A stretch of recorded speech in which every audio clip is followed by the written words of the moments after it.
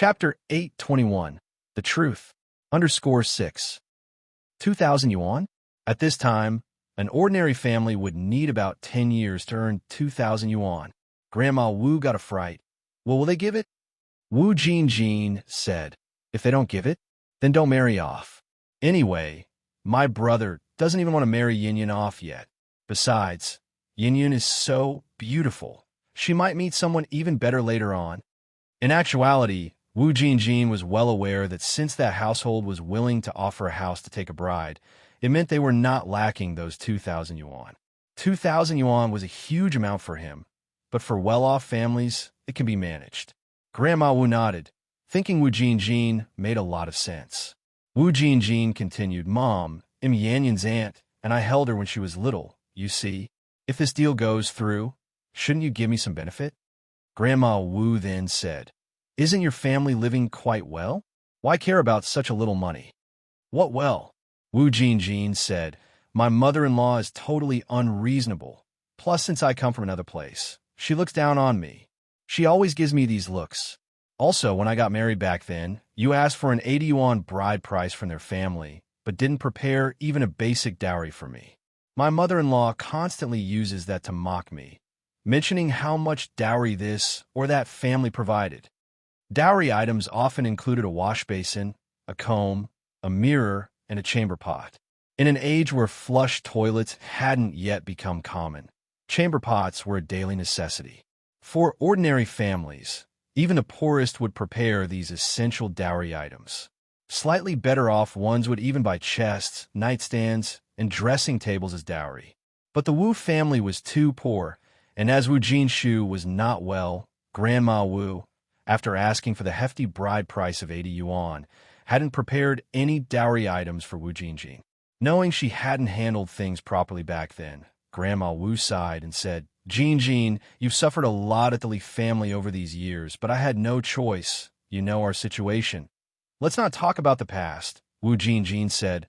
Mom, this time you have to support me in front of my in-laws. Don't worry, I won't ask for too much. Recalling her daughter's suffering at her in-laws' house over the years, Grandma Wu nodded firmly. Okay, Jinjin, how much money do you want? Wu Jinjin said, Actually, I don't really want money. I just hope you can buy me a bicycle, and also I want a sewing machine. At that time, a bicycle alone cost nearly 300 yuan, and a sewing machine would cost even more. Grandma Wu was really reluctant, but thinking of Wu Jinjin's sufferings at her in-laws, she gritted her teeth and agreed. Just a bicycle and a sewing machine? Even if both items together cost 1,000 yuan, she would still have 1,000 left. Besides, they would still get a house and a Beijing household registration, considering that they weren't losing out. Seeing that Grandma Wu agreed, Wu Jinjin was very happy. Mom, that settles it then. You really mustn't regret this. Don't worry, I won't regret it, said Grandma Wu. That's great. Wu Jinjin said, Let's get going. We will visit Wu Lan's place now. Why are we going to Wu Lan's? Asked Grandma Wu. Since the matter is settled, it's time to finalize the wedding date. Wu Lan replied, Sooner rather than later. What if someone gets ahead of us? Wu Lan's brother is such a catch. I'm sure many people have their eyes on him. Hearing this, Grandma Wu quickly got out of bed. All right, let's go. Wu Yanyan knew why her grandmother was so angry. She probably resented her for eating too much. With not a lot to go around, one more person eating was just additional burden. Wu Yanyan sat in the courtyard, looking up at the sky, and let out a deep sigh. Just then, she saw Grandma Wu and Wu Jinjin hurrying out. Grandma, Aunt, where are you going? Wu Yanyan immediately stood up. Wu Jinjin looked back impatiently. It's adult business. Kids should stay out of it. Wu Yanyan had nothing more to say. She arrived at Wu Lan's house. Wu Lan welcomed Grandma Wu and Wu Jinjin with her usual warmth. Wu Jinjin, who was eloquent, clarified the purpose of their visit in just a few words. On hearing this, Wu Lan said, Getting a daughter-in-law for my brother isn't something to be taken lightly, and since you've already given it some thought, let's set a time for the young people to meet. Whether this works out still depends on my brother. Grandma Wu didn't say anything, and Wu Jinjin asked, What about tomorrow? Does tomorrow work? Such matters were of course better settled sooner rather than later to avoid unnecessary complications. Wulan nodded. Fine, let's make it tomorrow morning at 10 o'clock, and we'll meet at my place. If my brother take a liking to Yin Yun, our two families can sit down and discuss other issues thoroughly. Although Wulan thought Wu Yin was very attractive, it all depended on Wu Chang's own wishes. Wu Jinjin hurriedly nodded. Yes, that works. After leaving Wu Lan's house, Wu Jinjin felt uneasy. Mom, what if they don't like Yin Yun? Didn't you say this deal was certain? Why do we have to meet first? If they didn't approve of Wu Yin, wouldn't she lose a bicycle? How could Wu Jinjin not worry? She dreamed of owning a bicycle and a sewing machine. With those two possessions, would her cruel mother-in-law dare to look down on her? Grandma Wu said, don't worry about that. With Yanyun's looks, you won't find another like her in 10 villages. Wu Yanyun's beauty was undeniable as she was not from the Wu family. Wu Jinjin said, hopefully, we'll meet at 10 tomorrow morning. He'll come over at 8:30. By then, will my brother and sister-in-law have gone to work? This matter could not yet be disclosed to Wu Jinshu and Yin Erju. Grandma Wu replied, they've gone to work. They leave for work every day at 7 in the morning. Wu Jinjin nodded. That's good. Upon returning home, Wu Yin was not there. Wu Dalong and Wu Erlong were taking care of their younger brother. Grandma Wu asked, why are you two looking after Xiaolong? Where's your older sister? She had something to attend to, Wu Erlong replied. She has nothing to attend to. I bet she's just slacking off. All right, go play. I'll watch Xiaolong, Grandma Wu said. Hearing they were relieved of the duty, Wu Dalong and Wu Erlong ran off faster than rabbits. Wu Yin trudged down the street with heavy steps. She hadn't had enough to eat in the evening or at noon, and now she hardly had any energy. Walking down the streets of Beijing, she went from shop to shop asking if they needed part-time workers. She wanted to find a job that could help reduce the burden on her family. Excuse me, are you looking for part-time workers? I'm hardworking and can do any sort of job. No, we're not hiring. Get out of here. These were the kinds of rejections Wu Yin faced. But Wu Yin didn't lose heart. She continued asking from one place to the next, desperately hoping to find some part-time work. Chapter 822. Transfer. There were many shops on the street, but few needed part-time workers. After all, the economy at this time wasn't as developed as in later times, and the businesses weren't booming. Many shops could barely make ends meet. So how could they afford to hire people? Moreover, Wu Yin was still underage, so even the shops that needed part-time workers wouldn't dare to hire her. As she walked, Wu Yin came across a noodle restaurant with a long queue at the entrance, and next to it was a milk tea shop, both swarming with people. Business was booming. The milk tea shop was called New York Milk Tea, and the noodle restaurant was called Sour Fish Noodle Restaurant. Both establishments had become popular in Beijing over a year ago and had spawned many imitators in Beijing streets. Yet the originals had never been surpassed. New York Milk Tea and Sour Fish Noodle Restaurant had significantly influenced the dining scene. Wu Yin entered the restaurant where two aunties were efficiently cleaning the tables. Auntie, do you hire part-time workers? The aroma inside the restaurant was so tantalizing that Wu Yin couldn't help but swallow saliva. Your business is thriving for a reason. Coincidentally, the store Wu Yin visited was managed by Zhou Qingshang. Zhou Qingshang had a daughter about Wu Yin's age. Girl, would you like to come work here? Yes. Wu Yin nodded in a hurry. Auntie, don't worry, I can do anything. You can pay me whatever you think is appropriate. I really need this job. Zhou Qingshang then asked, how old are you this year? Young lady? 17, Wu Yin replied. Zhou Qingshang's daughter, Wang Xiaoya, was 16 and in her final year of junior high school. Young lady, aren't you going to school? Wu Yin shook her head. Zhou Qingshang had also faced tough times in the past. If it weren't for Ni Yang and her daughter coming to Jinghua village, Wang Xiaoya probably would have dropped out of school by now. Seeing Wu Yin, she felt sympathy. Just wait a moment for me, young lady. Zhou Qingshang quickly cleaned up the table and headed towards the kitchen. Wu Yin stood there waiting for Zhou Qingshang with a nervous heart. Zhou Qingshang soon came back with a bag in her hand. Young lady, this is some leftover buns and noodles from our lunch. If you don't mind, you can take them home and eat. Otherwise, it would just be a waste if we throw them away.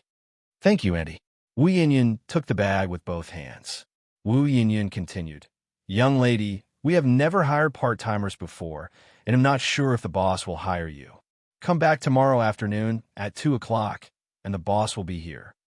Although Zhou Qingshang was now the store manager, hiring part-time workers wasn't something she could decide.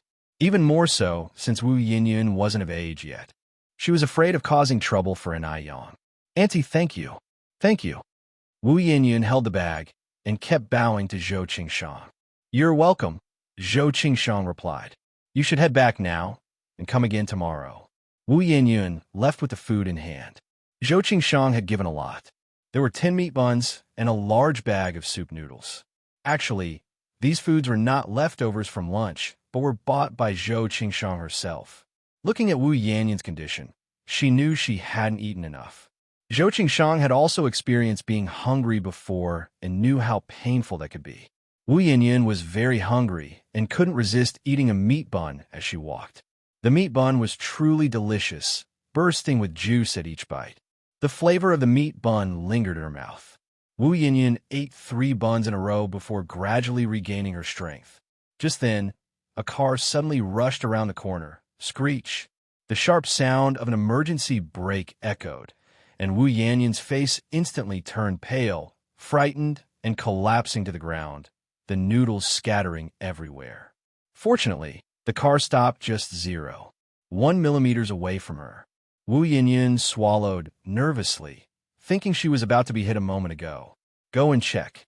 The man in the back seat, holding Buddha beads, spoke faintly. The sunlight shone through the car window and cast a faint glow on him, making the already ethereal and elegant man seem even more unreal. All right. The driver nodded, opened the car door, and stepped out. Are you all right, young lady? The driver walked over.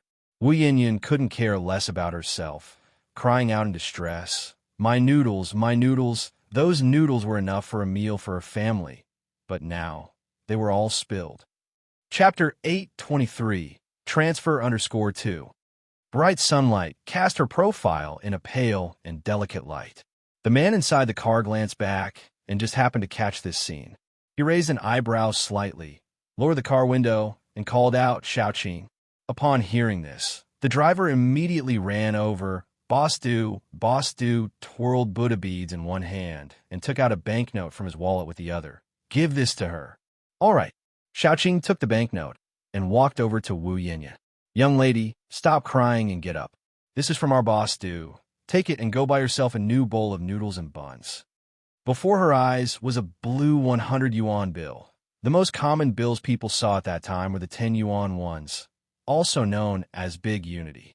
Ordinary families almost never saw a 100 yuan bill. The fact that this man gave out 100 yuan so freely suggested he was no ordinary person.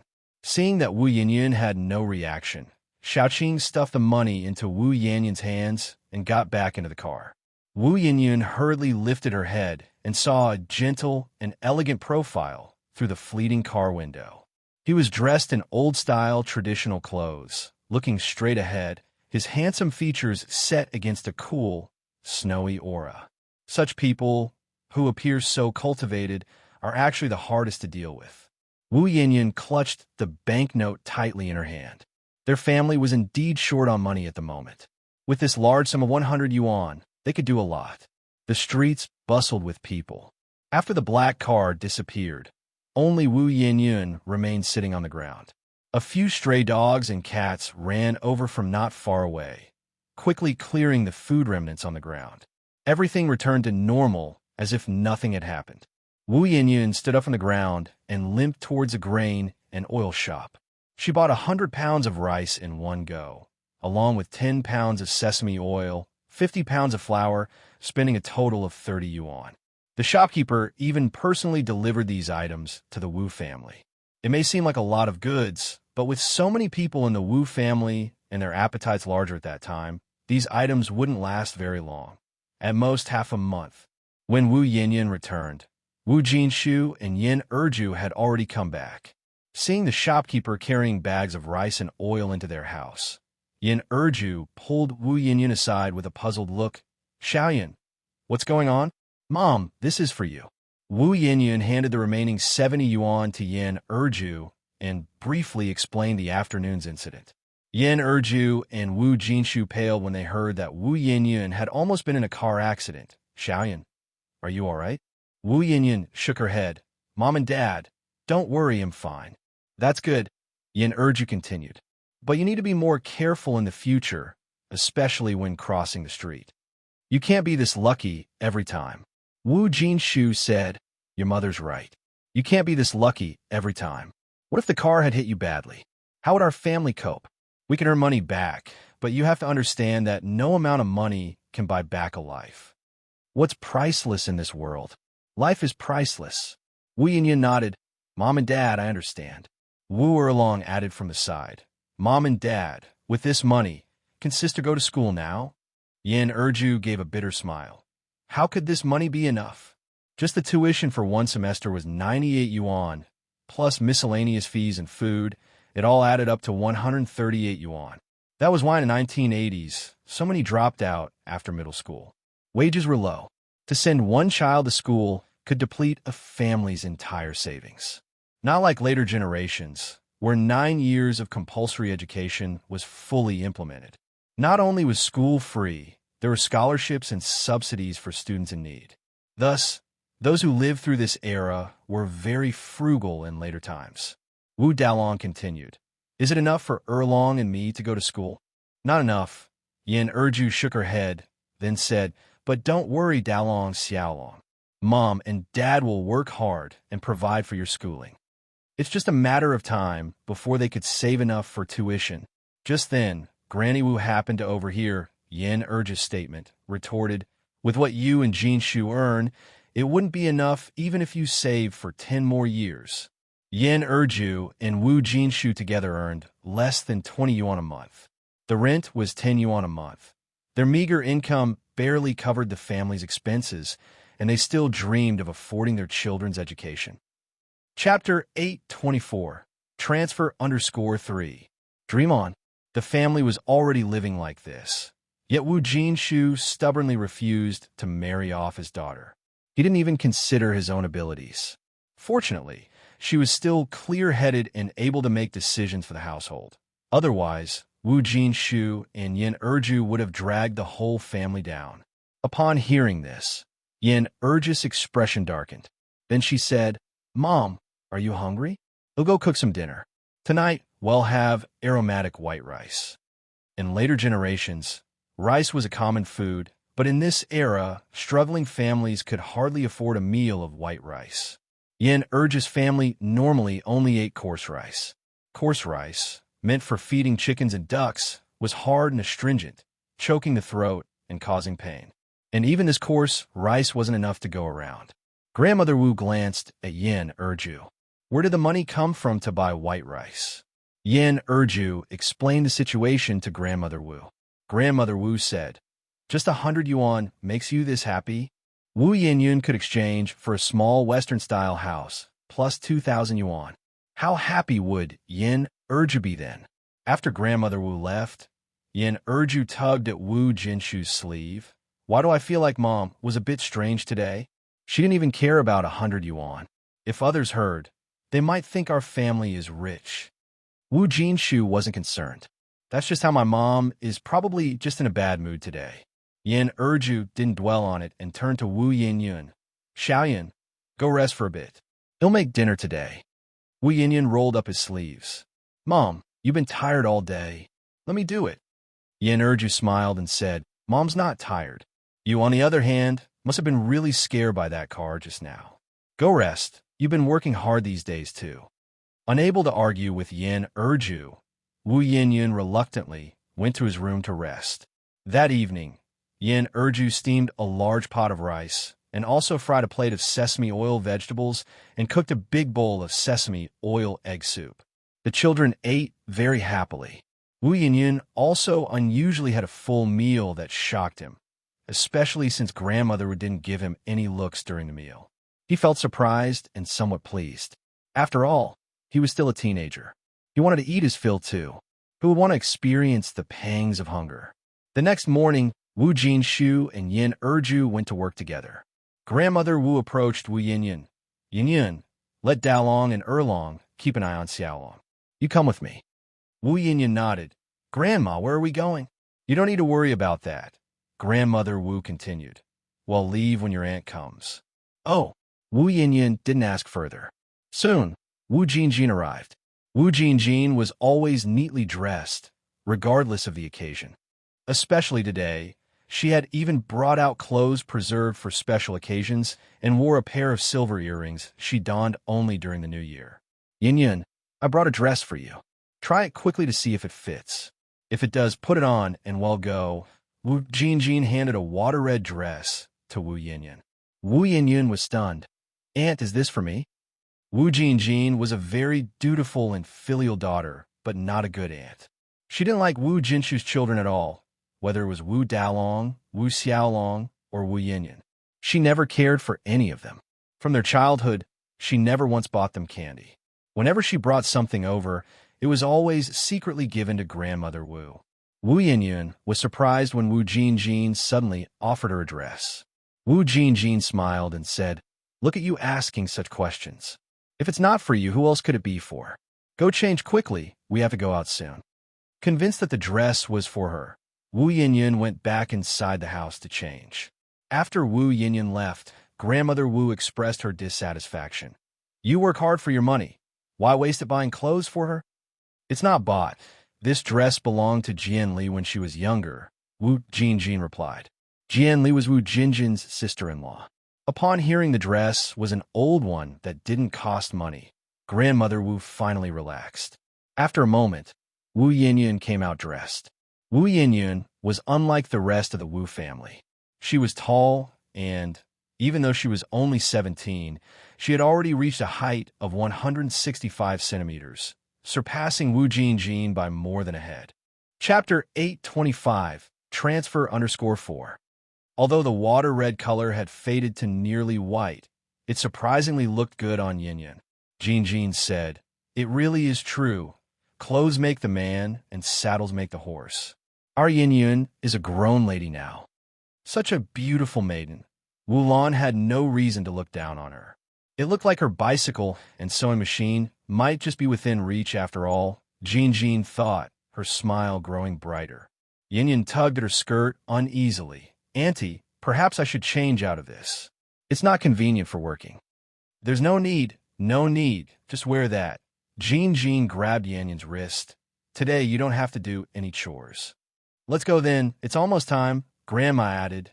Dalong, Erlong, take good care of your brother at home. We'll be back soon. Grandma, I want to go too. Dalong followed Grandma's steps. Grandma said kindly, Dalong, stay home. Grandma will bring back some sweets for you. Hearing there would be sweets, Dalong was overjoyed. All right, then you should hurry, Grandma. Walking along the road, Yinyan felt something odd and asked, Grandma, Andy, where are we going? Jinjin, smiling, linked arms with Yinyan. Just out for some fun, you'll see soon enough. Soon, they reached Wu Lan's house. Yinyan asked, Isn't this Auntie Wu Lan's place? Grandma, what are we doing here? Grandma replied sternly, Children should not ask too many questions. Just sit quietly and listen when we talk later. Grandma wouldn't reveal the truth to Yinyan until everything was settled. This girl was clever. What if she disagreed? As they entered the yard, Wu Lan came out from the house warmly. Annie, come in. Please sit. There were quite a few people in the living room. Among them were Wu Lan's husband and her brother, Wu Chong, remembering Wu Lan's mother. Wu Lan introduced, Mom, Xiangzi, this is Yanyan's grandma. This is Yanyan's Annie, and this here is Yanyan.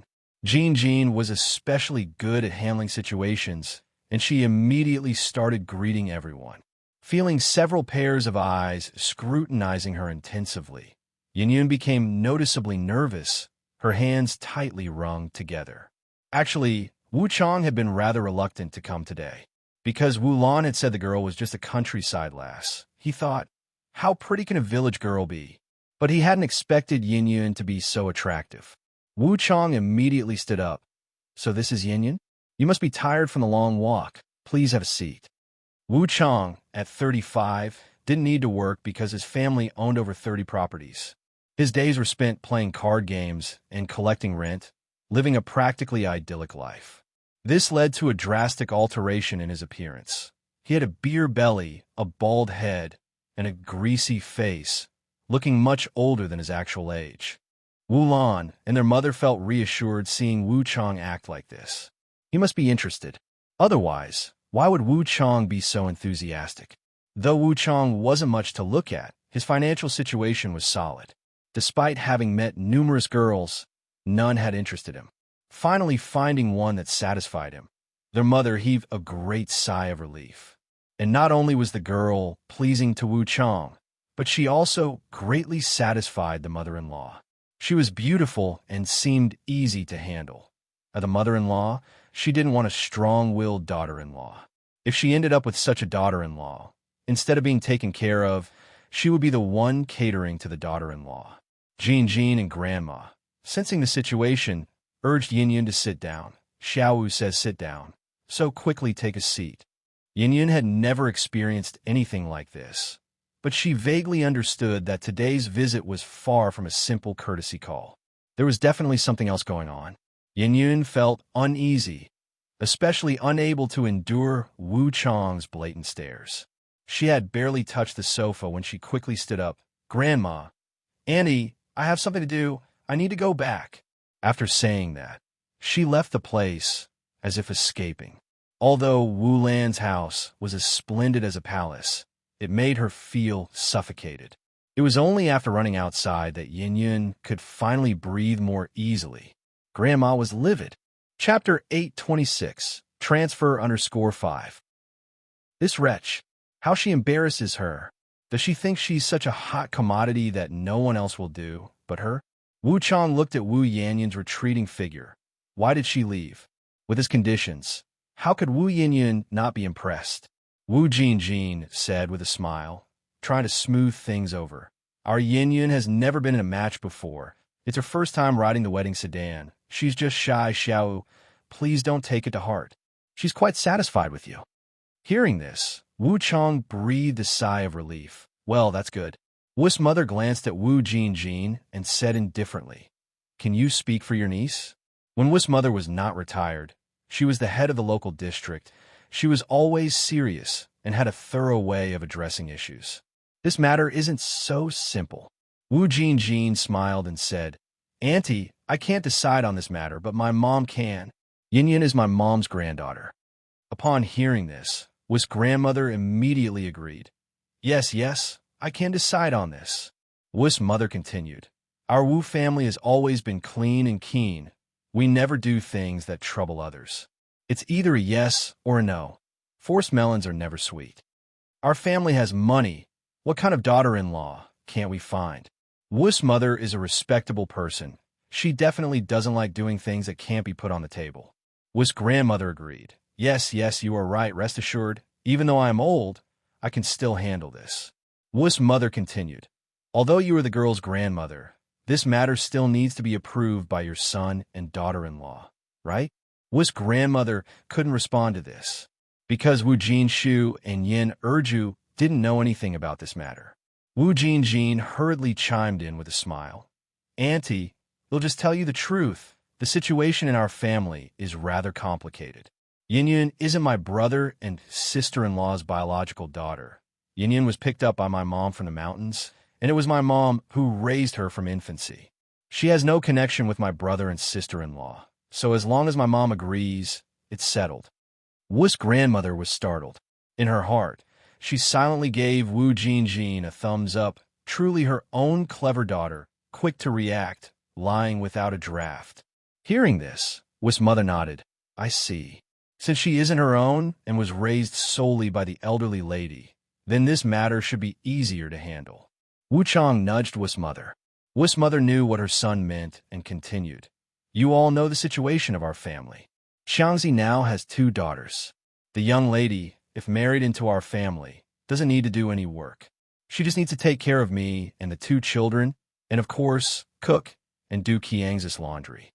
Wu Jinjin laughed and said, "These are all small matters. What household's new bride doesn't do these? Moreover, Qiangzi currently only has 2 daughters.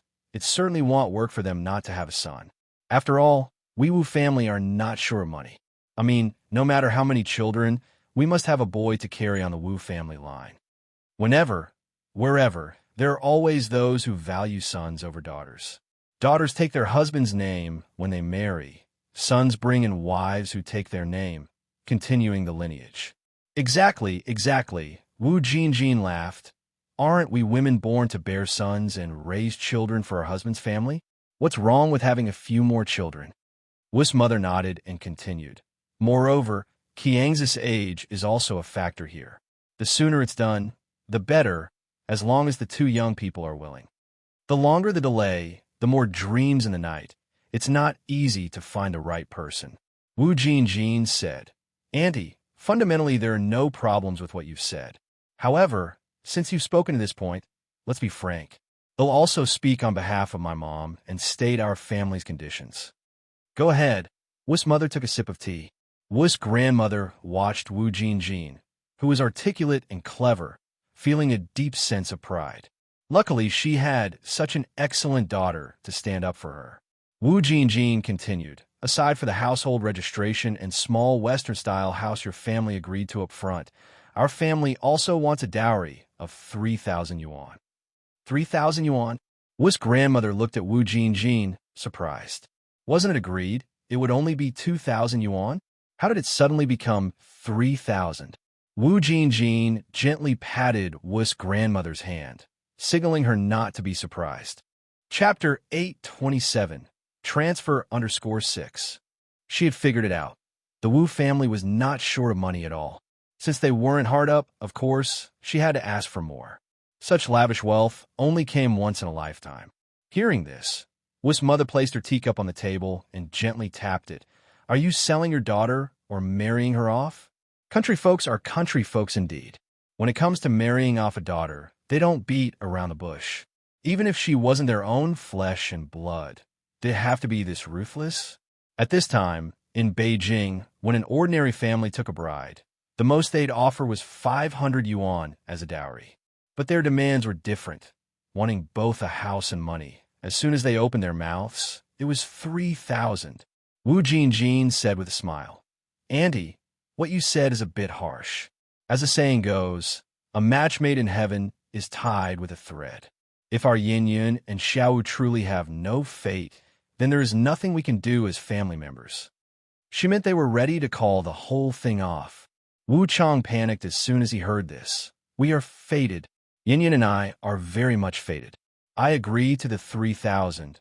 None of the conditions you proposed are a problem." Wu Yin was so beautiful and still an untouched young lady. It wouldn't matter if it were 3,000 or even 30,000. Wu Chang would find a way to gather it.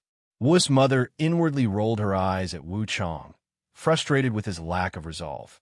She had planned to bargain down the price, yet her son was so weak-willed in front of a beautiful girl that he couldn't even move his feet. Now that everything was out in the open, Wu's mother didn't beat around the bush either and continued, "To show the Wu family's sincerity, let's draw up an agreement, pay the dowry now, then choose a day for both families to sit down for a meal together and settle on a wedding date.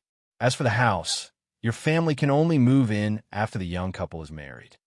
Agreed, Wu Jinjin nodded. Wu's mother turned her head to look at Grandma Wu. "What about you?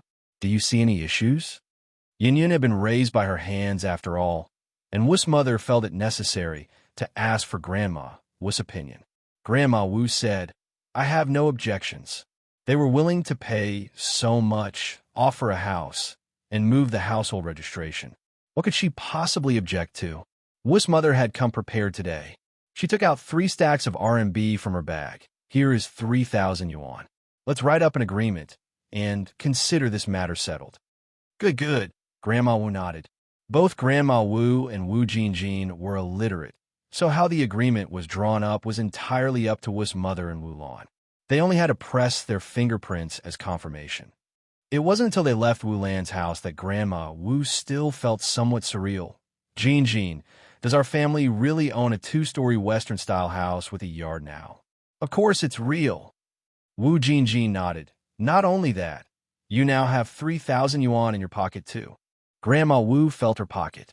Sure enough, those thick stacks of banknotes were still there. Wu Jinjin continued, how about it? I've got skills, don't I? The dowry was 2,000 yuan, and I managed to get it up to 3,000. According to your thinking, we would have just taken one house and nothing else. Wouldn't we have lost out big time?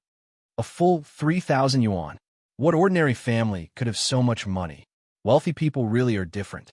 Grandma Wu said with a smile. Yes, yes, you are capable.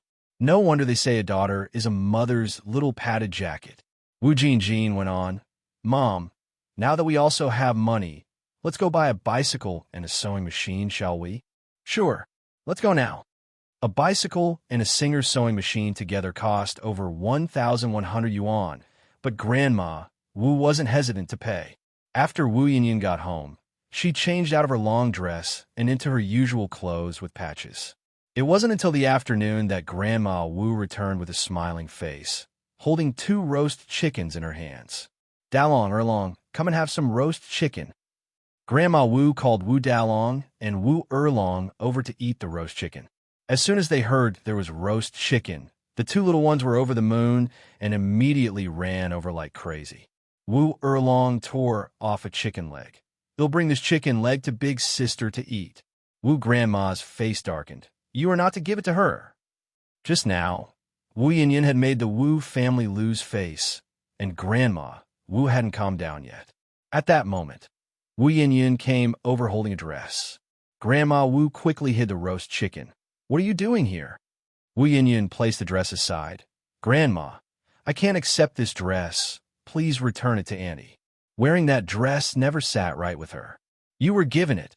You wear it, Granny Wu said. No need, just return to Auntie. After saying that, Wu Yinyin turned and walked away. Granny Wu herself had a strong opinion of Wu Yinyin and now felt even more that Wu Yinyin was not presentable. All this fuss over a dress. In the afternoon, Wu Yinyin arrived at the noodle restaurant as agreed. 2 o'clock was precisely the restaurant's resting time. Seeing Wu Yinyin, Zhou Qingshang greeted her warmly. Young lady, you've arrived.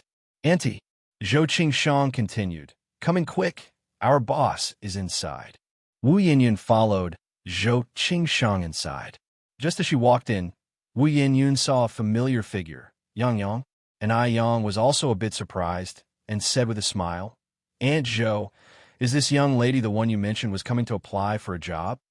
Zhou Qingshang was also taken aback, nodded, and said, Yes, yes, that's her. Yang Yang, you two know each other. And Ai Yang pulled up a chair for Wu Yinyin to sit down. More than just acquaintances, we're good friends too. And Ai Yang had a good impression of Wu Yinyin. This young girl always gave her an unexplainable sense of affinity. Wu Yinyin looked at Ai Yang with undisguised surprise in her eyes. Yang Yang, you're the boss of this place? Ai Yang nodded, yeah. Yang Yang, you're incredible. Someone like Ai Yang would surely come from a good background. Not like her who had nothing, coming from a poor background, and couldn't even keep her stomach full. To say she wasn't envious would be a lie. Every girl dreams of being a princess. Wu Yinyin was no exception. Ai Yang then said, Yinyin, are you looking for work? Yes. Wu Yinyin nodded. Yang Yang, can you give me a job? Ai Yang hesitated for a moment. Yinyin, you're only 17 this year, and according to the rules, our shop can't hire minors. But my other shop is short of long-term staff. The monthly salary is 40 yuan. Would your parents be willing to come? After all, Ai Yang was in business, and her competitors were watching her like a hawk. If she really hired a child laborer, it would be just asking for trouble. As the saying goes, the bigger the tree, the harder it is to stay out of the wind. Currently, she couldn't take such risks. However, she really wanted to give Wu Yinyin a hand, so she suggested hiring Wu Yinyin's parents. A monthly salary of 40 yuan? These words made Wu Yinyin's eyes light up. Wu Jinshu and Yin Erge's combined monthly salary was barely 20 yuan. If they worked for Ai Yang, they could make 80 yuan a month. With those 80 yuan, she wouldn't have to worry about her 2 brothers' schooling and food, and clothing problems anymore. Wu Yinyun said excitedly. My parents can really come to work? And I Yang nodded, yeah. Wu Yinyun said with some concern, but my parents are illiterate, and my dad has a disability. His right hand is missing the little finger. Can they really come to work? It was precisely because Yin Erju was illiterate and Wu Jinshu had health issues that they never found a good job. Otherwise, their family wouldn't be struggling to get by. It's okay, and Yang continued. As long as Uncle and Annie don't mind, doing cleaning work doesn't require literacy, and it's relatively light and doesn't require much strength. Chapter 828, Domineering. The noodle restaurant's cleaning job mainly involves tidying up tables and sweeping floors, which isn't considered heavy labor for someone used to hard work. Yang, are you serious? Wu Yinyun asked with a hint of disbelief. And Yang nodded. Of course I'm serious. Do you think I would joke about something like this? By the way, are your parents home? If they are, have them come over for a trial. If they think it's good, they can start working tomorrow morning. Wu Yinyun excitedly said, They're at home. At home. They'll go and call them over right now. Wu Jinshu and Yin Erju were actually not at home, but Wu Yinyun didn't want them to miss such a good job opportunity. All right, Yinyun, don't rush. They'll be in the shop all day today. Hearing this, Zhou Qingshang looked at Yang in surprise. Since there were several stores, Yang usually spent no more than 2 hours in each shop. Today, to help Wu Yinyun, she said she would stay in the shop the entire day. Then, Yang, they'll be right back. Wu Yinyun ran toward the door. Fortunately, the place where Wu Yinyun worked wasn't far from here. She first went to the rice shop where Yin Erju worked. In the mild May weather, Yin Erju was nevertheless sweating profusely as she carried a 160-pound bag of rice up to the second floor of the rice shop. There were many workers in the rice shop who carried rice bags, but they were all strong men. It was quite rare to see a woman like Yin Erju doing such work. Therefore, everyone admired Yin Erju greatly. Erju, your daughter's here, a co-worker told Yin Erju. Although Wu Yinyun seldom came to the rice shop, she was very beautiful, so everyone remembered her. My elder daughter is here. Yin Erju dropped the bag of rice and casually wiped her forehead with her sleeve. Yes, she's waiting for you outside right now. Oh, then I'll go right away. Yin Erju put her sleeve down. Normally, Wu Yinyun wouldn't come to the rice shop to find her unless something happened at home. With this thought, Yin Erju felt a sudden rush of anxiety and hurried towards the door. Xiaoyan, why did you come? Is something wrong at home? No. Wu Yinyun shook her head. Mom, I found a better job for you and Dad. Please take a leave and then come for an interview with me. Relieved that nothing was wrong at home, Yin Erju asked, What kind of good job? Wu Yinyun explained the situation.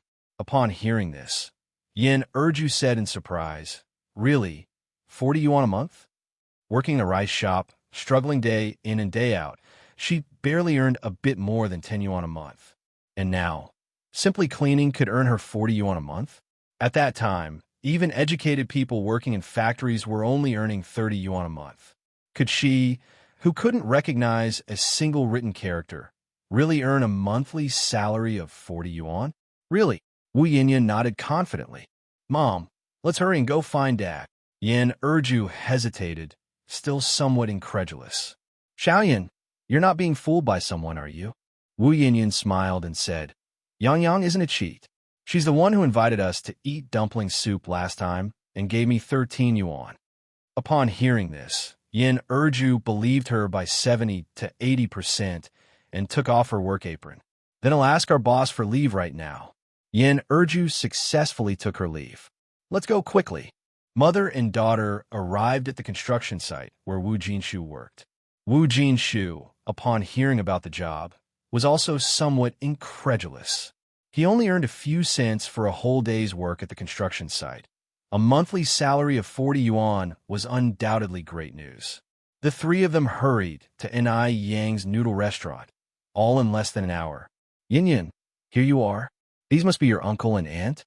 Yang stood up politely. Wu Yinyun nodded. Yang, this is my dad, and this is my mom. Mom and Dad, this is Yang, and she owns this noodle restaurant. Hello, young comrade. I am Zioyan's mother. I am Yanyan's father. Although An Yang was young, she was beautiful, well-dressed, and exuded an air of elegance, not seeming like an average person. Standing in front of such a distinguished person, Wu Jinshu and his wife felt quite awkward, unsure of where to put their hands. This couple looked very simple and honest. And Yang smiled and said, "Uncle and Auntie, please sit down. Don't be nervous." As she spoke, An Yang poured a cup of tea for the couple. "Uncle, Auntie, please have some tea." Chapter 829, Domineering.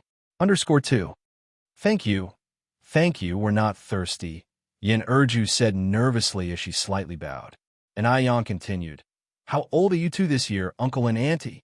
Wu Jinshu was so nervous he wasn't sure what to say, but Yin Erju was more composed. "I am 34 this year, and Zioyan's dad is 35. And Yang smiled and said, "Then Uncle and Auntie are about the same age as my mom. She is 38 this year, and my dad is a bit older than you all." Yin Erju said, "We're just poor folks. How can we compare with you? We all come from a farming background, having walked through hard times. There are no levels among us. When my mom and I first came to Beijing 2 years ago, we almost didn't have a place to stay.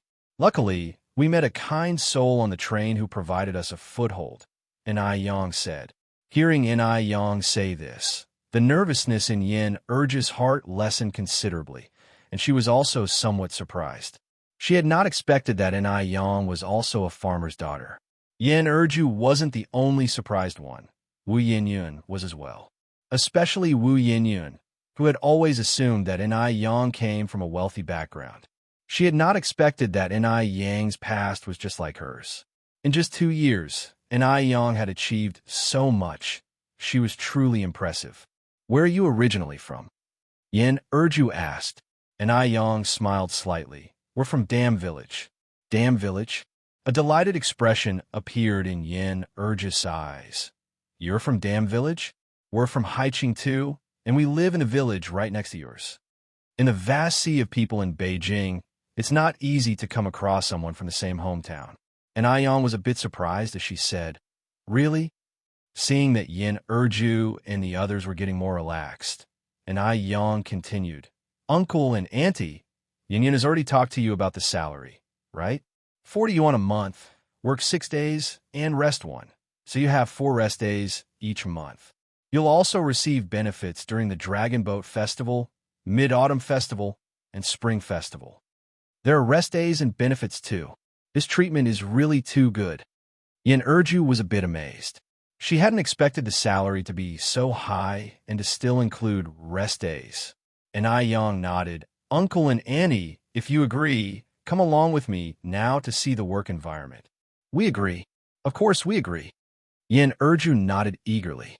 With such a great job opportunity, it would be foolish not to agree. "Then Uncle and Auntie, please come with me." The other noodle restaurant was a bit far from here, and Yang took the 3 of them there by taxi. The taxi had exactly 5 seats. This other branch of the noodle restaurant was considerably larger than the previous one, with 2 stories, both upstairs and downstairs. Although the storefront was large, it was still overwhelmed with diners. The store manager of this branch was Gooden's mother, Han Xiaoqin. Yang. Seeing Yang arrive, Han Xiaoqin quickly came out to greet her, and Yang continued, "Auntie Han, this is my good friend Wu Yinyun, and these are Yanyan's parents. Our store just happens to be in need of 2 cleaning staff, and I have already discussed this with Uncle Wu and Auntie Wu, and they will start working tomorrow." "Uncle Wu, Auntie Wu, this is the store manager here, Han Xiaoqin." "Hello, Manager Han." Han Xiaoqin was also a very warm person, smiling. "Don't be so formal.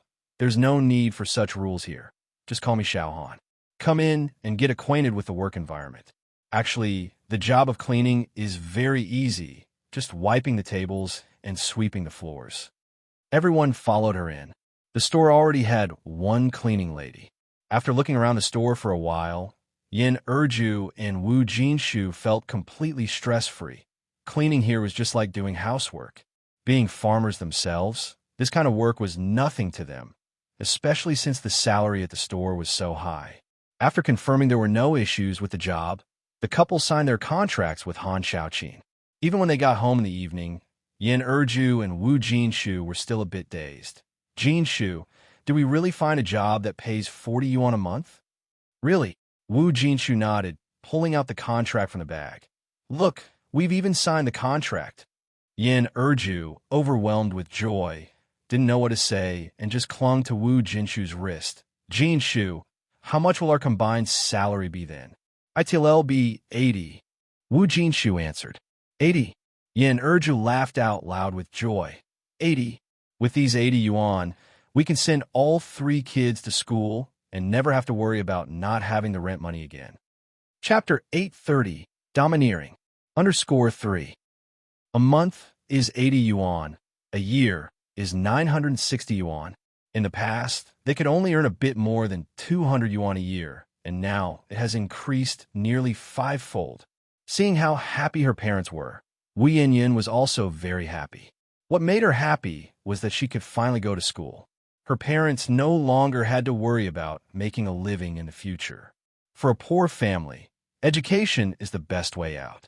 Once she got into university, she would lead her family to a better life. Yin Erju turned her head to look at Wu Yinyin and said with a smile, Xiaoyan, the fortune teller in our village was right after all.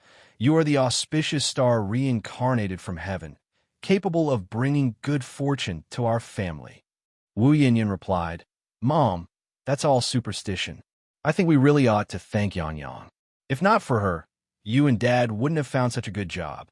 Neither Wu Jinshu nor Yin Erju could read, and Wu Jinshu had a disability, which meant that no shop would normally hire them. Yin Erju nodded her head. You're right, we should thank Yang properly. Speaking of which, Yang is really capable too, owning several storefronts and even becoming a boss at such a young age. She looks only around 17 or 18. By the way, Xiaoyan, how did you meet Yang? Wu Yinyin answered. Yang and Xiaoyu are classmates and good friends. I met her through Xiaoyu. Oh, I see. Just then, Grandma Wu walked in from outside, carrying 2 strips of pork in her hand. Erju, take this meat and stir-fry for the kids to ease their cravings. Yin Erju exclaimed in surprise. Mom, where did you get this meat from? At that time, pork fat was 2 yuan per jin, and the 2 strips of meat that Grandma Wu had were at least 3 to 4 jin, which was worth 7 to 8 yuan. The Wu family was so poor that even money was scarce. Where could Grandma Wu get the money from? Grandma Wu replied, Of course I bought it. What, you think I stole it? Yin Erju took the strips of pork. Was it Jin who gave you the money? Wu Jin, though her family situation was not bad, was definitely not that generous. Usually, the gifts she gave were secretly passed to Grandma Wu, like a couple of lard cakes or 2 chicken legs. Grandma Wu gave Yin Erju a glance. It's my own money. What's the matter? You don't allow this old woman to have some private savings. No, that's not what I meant. Yin Erju quickly shook her head, then said to Wu Yinyin, Xiaoyan, let's go cook in the kitchen. Okay. Wu Yinyin nodded her head and followed Yin Erju's footsteps. After the mother and daughter left, Wu Jinshu said to Grandma Wu with a smile, Mom, I've got some good news for you. What good news? Asked Grandma Wu. Wu Jinshu replied, Yinyin helped Erju and me find new jobs at the noodle restaurant, cleaning for 40 yuan a month. We get 4 days off each month, and there are benefits during the holidays too. Under normal circumstances, Grandma Wu would have been delighted to hear this. But today, she showed little reaction. After all, she had seen a bit of the world by now. Grandma Wu said, 40 yuan a month, what's that? Put together, you two merely earn 80 yuan. Over 12 months, that's only 960 yuan. At this rate, when will you be able to buy a 2-story house with a yard in Beijing? The Wu family alone gave 3,000 yuan as a bride price, which could let Wu Jinshu and Yin Erju work for 3 years. Not to mention, it included a 2-story house. Wu Jinshu did not expect this reaction from Grandma Wu. Mom, when did you get so extravagant? You're even looking down on 40 yuan? Keep in mind, I used to earn just a few cents per day working on a construction site. Grandma Wu glanced at Wu Jinshu. That was then, this is now. I've done my research. In Beijing, building a 2-story house costs at least 20,000 yuan. Those 20,000 yuan even if both of you didn't eat or drink, would take 20 years to save. After those 20 years, you would both be old, and the kids wouldn't need spouses anymore. Wu Jinshu laughed. Money is earned gradually. Don't worry. At that moment, Wu Jinshu suddenly remembered something Ni Yang had said in the afternoon, and continued, Good days are created from bad ones. I believe that our family's life will keep getting better. Grandma Wu snorted. Without me in this house, you can forget about the days ever getting better. With that, she turned around and headed inside the house. Chapter 831, Domineering. _4. Wu Jinshu scratched his head in confusion. Why did he feel like there was more to his mom's words? It was so strange. However, Wu Jinshu's confusion was soon diluted by the braised pork enrich served up. Now that the couple had new jobs, their life was looking up. They enjoyed the meal with a sense of ease and deep satisfaction. As evening fell, Ni Yang returned to the Zheng family home. The Zheng patriarch and matriarch were at home, taking care of little Ni Yin. Grandpa and Grandma, where are my dad and mom? Ni Yang walked in and, not seeing Ni Suihua or Shengwan de Hui, asked curiously. Their parents went to the orphanage and have not come back yet, Mrs. Zheng said. Only then did Ni Yang remember that Ni Suihua would go to the orphanage every Wednesday with Shengwan de Hui to bring clothes and food and spend time chatting and playing games with the children. Ni Suihua rarely spoke of it. But in fact, she had never forgotten those 3 abandoned daughters. She filed a report at the police station and provided a blood sample, hoping that one day she could find those 3 poor children. Going to the orphanage was also a way to accumulate blessings for those 3 children. Ni Yang nodded her head. Just at this moment, Zheng Suyu suddenly rushed down from upstairs, yelling, There's a ghost trying to kill me. Sister, save me. Even though she was clearly insane, she still recognized Mrs. Zheng and hid behind her. Don't be afraid, Suyu. Don't be afraid, Mrs. Zheng said as she protected Zheng Suyu behind her. There are no ghosts in this world. There are ghosts. Really, there are, Zheng Suyu said, looking around in terror. Look there, that's a ghost. That too. They're all ghosts. All of them are ghosts. Not a single good person. Madam, don't be afraid. Shall I help you fight off the ghosts? Ni Yang walked over to Zheng Suyu and casually took her hand. No. Zheng Suyu shook her head frantically. You're a ghost too. You all are. Don't harm me. Don't harm me. I didn't see anything. Zheng Suyu's condition was getting worse by the day, to the point where even when Ni Yang placed a golden needle in her Laogong acupoint, it had no effect. Ni Yang narrowed her eyes slightly, capturing Zheng Suyu's last sentence accurately. She looked up at Zheng Suyu. You saw something, I know you did. What did you see? I didn't see anything. I didn't see anything. Zheng Suyu said in agony, clutching her head, becoming increasingly panicked. There seemed to be nothing in front of her, yet she acted as if she were staring into a bottomless hell. I didn't see anything. Don't harm me. Watching Zheng Suyu's condition deteriorate, Ni Yang swiftly knocked Zheng Suyu out with a chop of her hand. Mrs. Zheng was startled. Yang, what are you doing? Ni Yang continued, It's okay, Grandma. Don't worry. It'll take Madam upstairs to rest now. There were certain things that Ni Yang could not discuss directly with Mrs. Zheng, not because she distrusted Mrs. Zheng, but others. So, some things, it was better if she kept to herself. Thus, Mrs. Zheng looked on as Ni Yang carried Zheng Suyu on her back and headed upstairs. Such strength. Mrs. Zheng watched, flabbergasted. Little Ni Yin clapped and laughed. Sister is so powerful.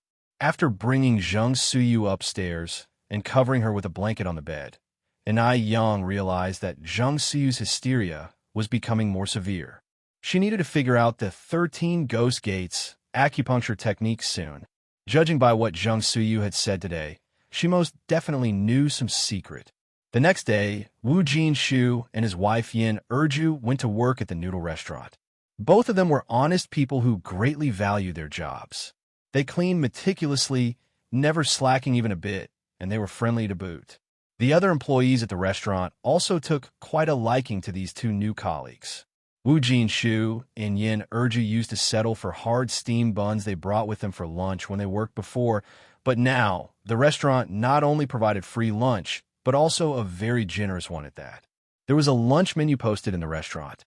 Although the couple couldn't read, other employees told them that Mondays and Thursdays were rice with 5 dishes plus soup, a balance of meats and vegetables. On Fridays and Saturdays, there were beef and mutton stewed noodles, and on Sundays, dumpling soup. Today being Thursday, there was an abundant spread of 5 dishes plus soup, including braised pork and seaweed egg soup, and there was plenty to go around, making sure everyone was well fed. After lunch, each person could even take an apple. The good working conditions meant that the employees were enthusiastic in their tasks. Chapter 832, Dominant, _5. So, in N.I. Yang's noodle restaurant and milk tea shop, including other shops, there had never been a case of an employee resigning unless it was for an irresistible reason. This was also a main reason for N.I. Yang's success. She never acted like a blood-sucking capitalist. Days passed by peacefully for 2 days. On the 3rd day, Wu Jinjin found Grandma Wu. "Mom, Wu Chang's mom came to see me yesterday."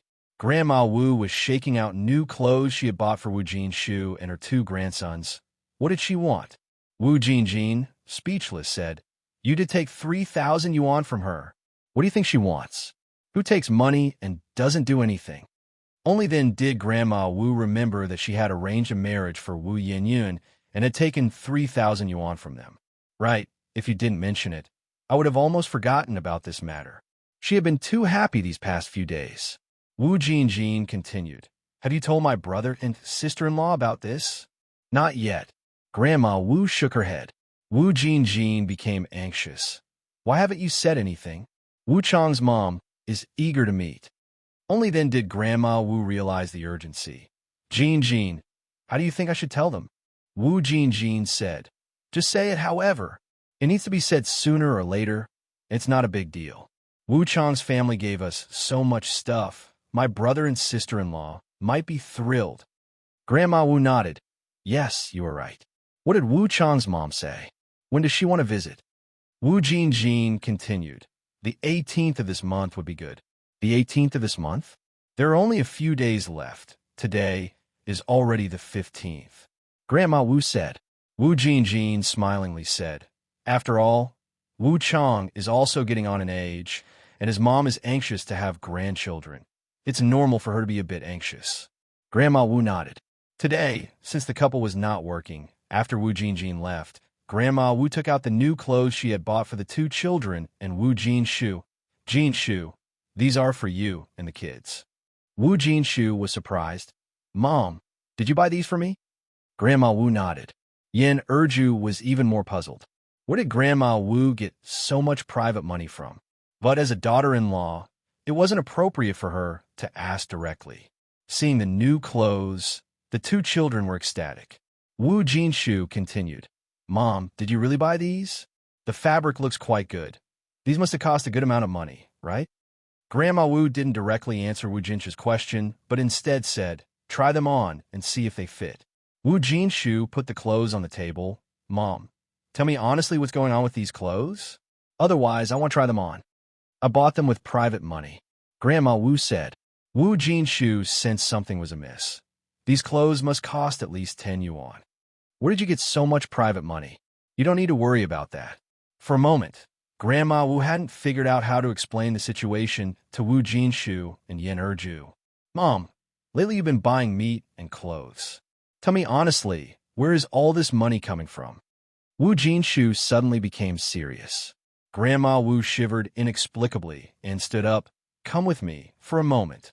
Wu Jinshu followed Grandma Wu's steps. Yin Erju watched the mother and son with a puzzled look, curiosity filling her eyes. What could they not say in front of her, having to whisper secretly? After so many years, her mother-in-law still treated her as an outsider. They entered a room and closed the door. Wu Jinshu's eyelids twitched several times, sensing that something significant was about to happen. "Mom, what exactly has happened?" Grandma Wu pulled Wu Jinshu to sit down. "Jinshu, sit first." Wu Jinshu sat down somewhat nervously. Grandma Wu didn't immediately discuss the matter, but began to wipe away tears. Jin Shu, life hasn't been easy for Mom.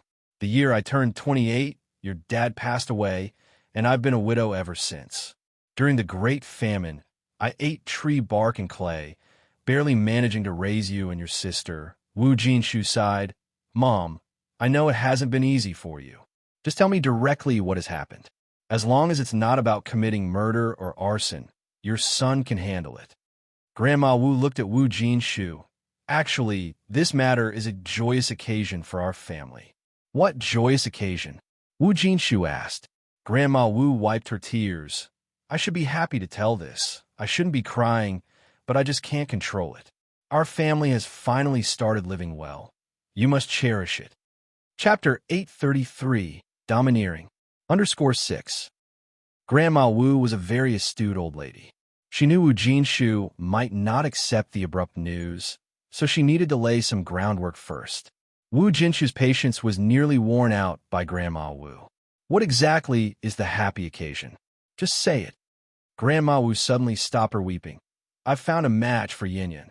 Wu Jinshu was shocked. His face turned pale, and he stood up from the table. What? Jinshu, don't worry. Although I'm not Yin Yin's biological grandmother, I am no different from one. The family I found for Yin Yin has very good conditions, and they even promised to give us a small Western-style house. Wu Jinshu seemed to suddenly realize something. So, these things you've bought in recent days, they weren't with your own money? Grandma Wu didn't speak, which was as good as an admission. Wu Jinshu's voice grew loud with anger. So the fine cuts of meat I've been eating these days were bought with the money from selling off my daughter. Grandma Wu corrected him. It's the betrothal gift, not money from selling off a daughter. You're making it sound too ugly. No way. I don't agree with this. Go and return the money to them immediately. It can't be returned now. At this point, Grandma Wu became calm and composed. Why not? Wu Jinshu asked. It just can't be returned. Grandma Wu was very firm in her attitude. I just can't understand why you care so much about a girl who was picked up from the streets. Is she more important than your own son? Outside the door, when Yin Erju heard these words, she turned pale.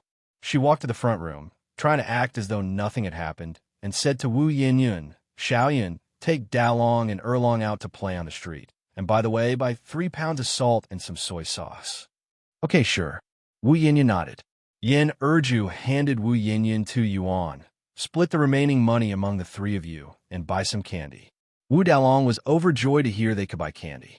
Seeing Wu Yinyun leaving the house with the 2 kids, Yin Erju's expression instantly turned cold. She rushed to the kitchen, grabbed a kitchen knife, and headed to Grandma Wu's room. Bang! Yin Erju, accustomed to physical labor, kicked open the rickety door with 1 foot. Both Grandma Wu and Wu Jinshu inside were startled. Yin Erju slammed the kitchen knife onto the table. If anyone dares sell my daughter today, I will fight them to the end. Yin Erju was a straightforward person, a respectful daughter-in-law. Throughout her years of marriage to Wu Jinshu, she had never argued with Grandma Wu. Today was a first. Grandma Wu was initially stunned, then sat down on the ground, starting to throw a tantrum, weeping, "Oh my God, what sins have I committed? Now my own daughter-in-law is wielding a knife to kill me. When I was young, I lost my husband, and now even my daughter-in-law is turning against me, threatening to kill me. I struggled so hard to raise 2 children. What for? Had I known this, I wouldn't have bothered raising them. Oh God, why is my life so miserable? Why don't I just die? Lord, so many people are dying outside. Why don't you take me too? You're leaving me here to suffer, in terms of being unreasonable and shameless. How could Yin Erju outdo Grandma Wu? The fact that Grandma Wu had managed to bring up 2 children alone during the Great Famine indicated she was no ordinary person. Yin Erju also sat down on the ground and began to cry loudly. No one can sell my daughter. Grandma Wu cried even louder. How pitiful, I'm so pitiful. When I was young, I lost my husband, the son I raised is useless, and now the unfilial daughter-in-law has joined forces to bully me, a lonely old widow. Go ahead and kill. Go ahead and kill. If you don't kill me today, you're not enrich." As she spoke, Grandma Wu picked up the kitchen knife from the table and moved toward enrich. Caught between his mother and his wife, Wu Jinshu was distraught to tears, fearing an actual loss of life. How would he resolve this? "Mom, please don't do this. Urju doesn't mean that. Get out of my way. You're worthless. I'm not your mother. I don't have a spineless waste of a son like you." Grandma Wu kicked Wu Jinshu away. "I tell you, today it's either her or me. She thinks she's tough. She wants to kill. Let her do it." Chapter 834, Domineering. _7 She, enrich, was fearsome indeed. She even dared to threaten her with a knife. If she did not teach her a lesson today, she would think she could be easily bullied. This time, Wu Jinshu did not hold back. Wresting the kitchen knife from Grandma Wu's hand, he harshly said, "Mom, you were wrong in this matter. Urju is not to blame." Grandma Wu and enrich were both stunned. Calm and steady Wu Jinshu had never lost his temper like this before. Wu Jinshu threw the kitchen knife into the yard. "Mom, it's not just Urju who disagrees. I disagree too. Go and break off this engagement right now." Seeing Wu Jinshu supporting her, enrich breathed a sigh of relief.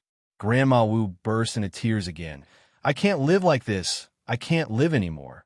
You are all forcing me to die, Mom. I'm not joking with you. Yin Yun is still young. She needs to study. She can't get married this early." Grandma Wu wiped away her tears. "This matter cannot be called off now. It has to be called off regardless." Wu Jinshu's stance was very firm. "Otherwise, don't blame me for not recognizing you as my mother." On hearing this, Grandma Wu looked at Wu Jinshu in shock. "For that foundling girl, you would disown me. Your own mother? Was she really less important than a foundling?" Enrich suddenly spoke up. "Xiaoyun is not a foundling. She is my own biological daughter. You never cared for her even for a day. What right do you have to sell her off? What right?" In Enrich's heart, Wu Yinyun was her own daughter. Grandma Wu glared at enrich. "Not a foundling? If not a foundling, then did you have her with some unknown man outside? Oh, now I get it. That explains why you always protect that wild girl. You had an affair, dishonoring yourself. You shameless woman. How could our esteemed Wu family have someone like you? Bringing us disgrace. What are you babbling about?" Enrich was angrily triggered. Being an honest person, she could not tolerate such baseless accusations from her mother-in-law. I am done arguing with you today." Enrich and Grandma Wu started physically fighting. Wu Jinshu massaged his temples in agony. Enrich was truly enraged, not holding back at her attacks. And though Grandma Wu was no pushover, she was getting on in years. She was no match for enrich. Wu Jinshu thought it was about time and pulled them apart. Grandma Wu sat on the ground, crying her heart out, with 3 scratch marks on her face from enrich. Enrich was not much injured, but her hair had been yanked out in clumps by Grandma Wu. Both were in a sorry state. After a long while, the atmosphere finally calmed down a bit, and Wu Jinshu took hold of Grandma Wu, saying, "Mom, come with me to Wu Lan's house right now and clear up this matter. It's unfixable." Grandma Wu pushed away Wu Jinshu's hand. "I've already received 3,000 yuan as a betrothal gift from Wu Lan's brother, bought a bicycle and a sewing machine for your sister, and 2,000 yuan is lost. Calling off the marriage sounds easy. Do you have 3,000 yuan? 3,000 yuan? For a family like Wu Jinshu's, 3,000 yuan was an astronomical figure." Wu Jinshu was stunned. After that statement, Grandma Wu moved to the bed to lie down, turning her back to Wu Jinshu and enrich. "I've already told everyone they're coming to our house the day after tomorrow to dine and fix the wedding date. You all have to agree whether you agree or not. Otherwise, you might as well kill me. I don't want to live anymore." Chapter 835, I Want to Divorce You. Wu Grandma's words came out bold and shameless. Yet Wu Jinshu and enrich were completely unable to do anything about her. They certainly couldn't really kill Wu Grandma. Enrich cried in despair. "I can't live this way anymore. Life is unlivable like this. Wu Jinshu, I want to divorce you. Divorce, divorce, divorce. Let's do it immediately. Wu Grandma sat up in bed, pointing at Yin Erju. You better take your things and get out of our Wu family's house. But the kids belong to our Wu family, and you're not taking a single one with you. Did Yin Erju think she could threaten her with divorce? She truly wasn't afraid. In the future, their family would have a Western-style house and a Beijing residence registration. Wouldn't it be easy for Wu Jinshu to find another wife? You just say less. Wu Jinshu said, Erju, don't be angry, my mom's gone senile. She's lost her mind. Wu Jinshu helped Yin Erju up from the floor. Let's go back to our room. There will definitely be a way to solve this. Hearing Wu Jinshu protect Yin Erju to the point of calling his own mother crazy sent Wu Grandma into a rage. This was outrageous. Wu Grandma immediately sprang out of bed, hurling curses. I'm crazy. I'm a lunatic. What sin did I commit in the past to raise such a thing like you? Now, to protect a little vile woman, you even dare to call your own mother crazy. You unfilial son will descend to the 18th layer of hell for this. Wu Jinshu pretended not to hear these words, pulling Yin Erju towards their room. Wu Grandma, so angry she was shaking, invoked Wu Jinshu's dead father tirade, bouncing up and down on her feet as if they were on springs. Yin Erju was pulled into the room by Wu Jinshu. Wu Jinshu comforted her. Erju, don't worry. Our family will definitely not sell our daughter. Even if I have to sell my blood, we will gather these 3,000 yuan. This was not just to comfort Yin Erju. Wu Jinshu was truly ready to sell his blood. When Wu Yinyin had been picked up, with her umbilical cord still uncut, it was they who had raised her, dealing with all the mess and pee. Over the years, Yin Erju, not just Wu Jinshu, treated her as their own daughter. In their family of 3 boys, Wu Yinyun was the only daughter. If the family hadn't been so poor, they would have cherished their daughter like the apple of their eye. Alas, they couldn't afford to. Yin Erju, weeping inconsolably in Wu Jinshu's arms, cried out, My Xiaoyun is so fated to suffer. If I knew it'd be so hard with us, I'd rather have sent her to live with my sister. Yin Erju's sister, named Yin Deju, was much older than Yin Erju. When Yin Erju had found Wu Yinyun, Yin Deju really wanted to adopt her, since they had 4 boys and longed for a daughter, but Yin Erju had not agreed. Now, looking back, Yin Erju was filled with regret. Yin Deju's family was doing really well. 3 of her 4 sons had gone to college and were working. If Wu Yinyun had been with them, she surely would still be in school now. Erju, what nonsense are you talking about? Since we've brought Yinyun home, she is our daughter, and you shall not say such things again. Come on now, wipe away your tears, lest the kids come back and worry unnecessarily when they see us like this. Yin Erju, wiping her tears, asked, But what do we do now? Xiaoyan is only 17 this year. Are we really going to let her marry and become someone's stepmother? No, as long as I am around. I won't let her marry and become anyone's stepmother. Wu Jinshu said, They'll sell blood right after work tomorrow, and we'll save whatever we can. Yin Erju nodded. Okay, you'll go too. Wu Yinyun took her 2 younger brothers out to the streets. The 2 boys were young and overjoyed at the sight of candy. Wu Yinyun was weighed down with worries. She always felt something had happened at home, and Yin Erju had deliberately sent her out. While Wu Yinyun was preoccupied with her thoughts, a gentle voice rang out in front of her. Yinyun. Yang Yang. Wu Yinyun looked up, not expecting to see Ni Yang. Her eyes filled with surprise. Yinyun, are these your little brothers? Ni Yang continued to ask. Wu Yinyun nodded. This is my eldest brother, Wu Dalong, and this is my second brother, Wu Erlong. We also have a youngest brother named Wu Xiaolong. Dalong, Erlong, this is Sister Yang Yang. She's a benefactor to our family. Both Wu Dalong and Wu Erlong had a yellowish complexion, and although Wu Yinyun was a bit darker, it was clear that her darkness was acquired from sun exposure. Among the facial features, one of the brothers resembled Wu Jinshu and the other resembled Yin Erju. Chapter 836. I want to divorce you. _2. But Wu Yinyun was unlike any of them. Wu Dalong and Wu Erlong were a bit shy, hiding behind Wu Yinyun, afraid to address anyone, and quietly sizing up Yang. This sister is so pretty, even prettier than our own older sister. Yang then said, Yinyun, my home is nearby. Why don't you bring your two brothers over to play?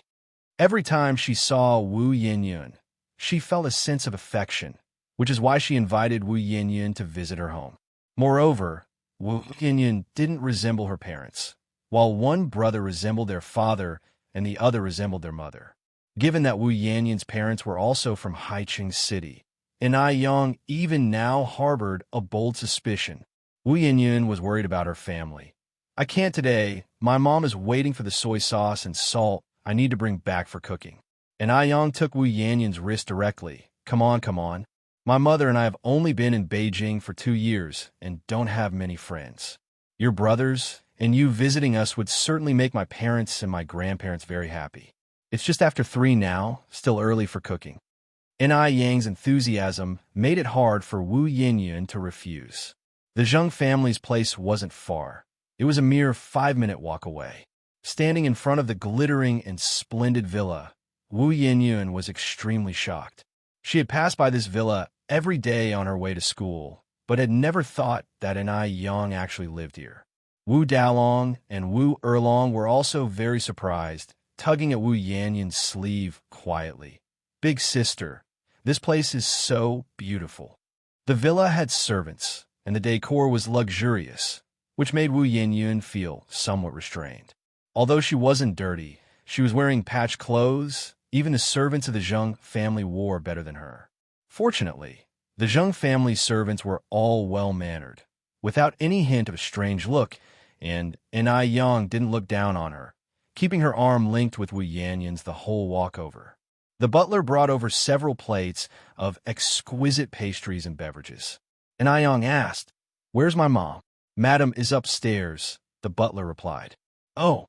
Yang nodded and then encouraged Wu Yinyun and her two brothers to eat the snacks and drink the beverages. Wu Yinyun still restrained herself, while her two brothers were happily eating. "Yinyun, no need to be so tense. Make yourself at home here. Actually, we've only just moved into this place ourselves. A year ago, it wasn't even our house," and Yang started the conversation willingly. Why?" Wu Yinyun was curious. Picking up 2 pastries, one for herself, and passing one to Wu Yinyun, Yang began to tell Wu Yinyun about Kuihua's background. Wu Yinyun listened in amazement. "Oh my, I feel like I'm reading one of Auntie Jingio's novels." Auntie Jingio's tragic novels were very popular during that time, and Wu Yinyun had read them too. Yang said, "Life is not like a novel. My mother and I only started to have better days in the past 2 years. Before that, we were living in Dam Village. Our grandmother valued boys over girls. Right after my mother had a few sisters, she was thrown behind the mountain to feed the wolves. We decided to come to Beijing only when we couldn't go on living like that. Thinking back on that life now, it feels like a dream." Yang wasn't someone who talked incessantly, and she rarely mentioned her past to others. She did so this time because she had her doubts. Besides, these things weren't secrets. Even if things weren't as she thought, it wouldn't matter if Wu Yinyun came to know them. Wu Yinyun listened in amazement. How could your grandmother do such a thing? Although Grandma Wu didn't like her very much, Wu Yinyun had never entertained the idea of being discarded by her. That was too horrifying. Who does such a thing to their own granddaughter? Yang smiled bitterly and shook her head. There was nothing I could do about having such a grandmother. I was young at the time, and my mother had just given birth. We had no way to stand up to her. I don't even know if those sisters of mine are dead or alive now." Wu Yinyun sighed. Yang, don't worry. Maybe your sisters are fortunate and still alive." As she spoke these words, Wu Yinyun herself lacked confidence. Newborn babies had no capability to survive, and having been thrown so far away, the likelihood of living was slim. Just then, Suehua came downstairs. "Yang, do we have visitors?" "Mom." Yang stood up quickly to introduce Wu Yinyun. "Hello, Auntie." Wu Yinyun was a polite and well-mannered child as well.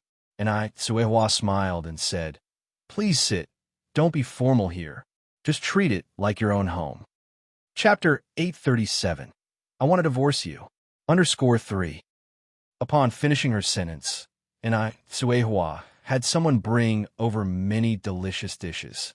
Yin Yin, you and your brothers don't need to go back tonight. Just stay for dinner. And Suehua was also fond of Wu Yin Yin. The young girl was pretty and knew her manners. Upon hearing this, Wu Dalong and Wu Erlong's eyes lit up. Wu Yin Yin said, "Thank you, Auntie. You are too kind. My mom is waiting for the salt and soy sauce to cook dinner." "Oh, is that so?" And Suehua nodded and turned to walk upstairs. After a while, Suehua came down from upstairs with 2 large bags in her hands. Around 5 o'clock, Wu Yin Yin expressed her wish to leave. And Suehua handed the 2 bags to Wu Yin Yin. "Yin Yin, these clothes were gifts for Yang Yang, but she usually prefers to wear Cheongsam. So these are surplus to her needs, and it's a waste to keep them at home. If you don't mind, please take them to wear." These were gifts from some relatives when Ni Yang returned to the Zheng family. The clothes were brand new, but not to Ni Yang's taste, so they remained at home. And Suehua originally wanted to donate them to the orphanage, but the children there were quite young. And Suehua saw that Wu Yinyan's clothes were not very nice, so she decided to give them to Wu Yinyan. Wu Yinyan's family was poor. Her clothes, generally patched up, were mostly relief clothing received from the village. Though these relief clothes were previously worn by others, the clothes Suehua gave were all new. When Suehua handed over the clothes, Wu Yinyan was very happy. "Thank you, Annie. I don't mind at all." Seeing how happy Wu Yinyan was, Suehua was also very pleased. "I'm glad you like them. Remember to come visit us often."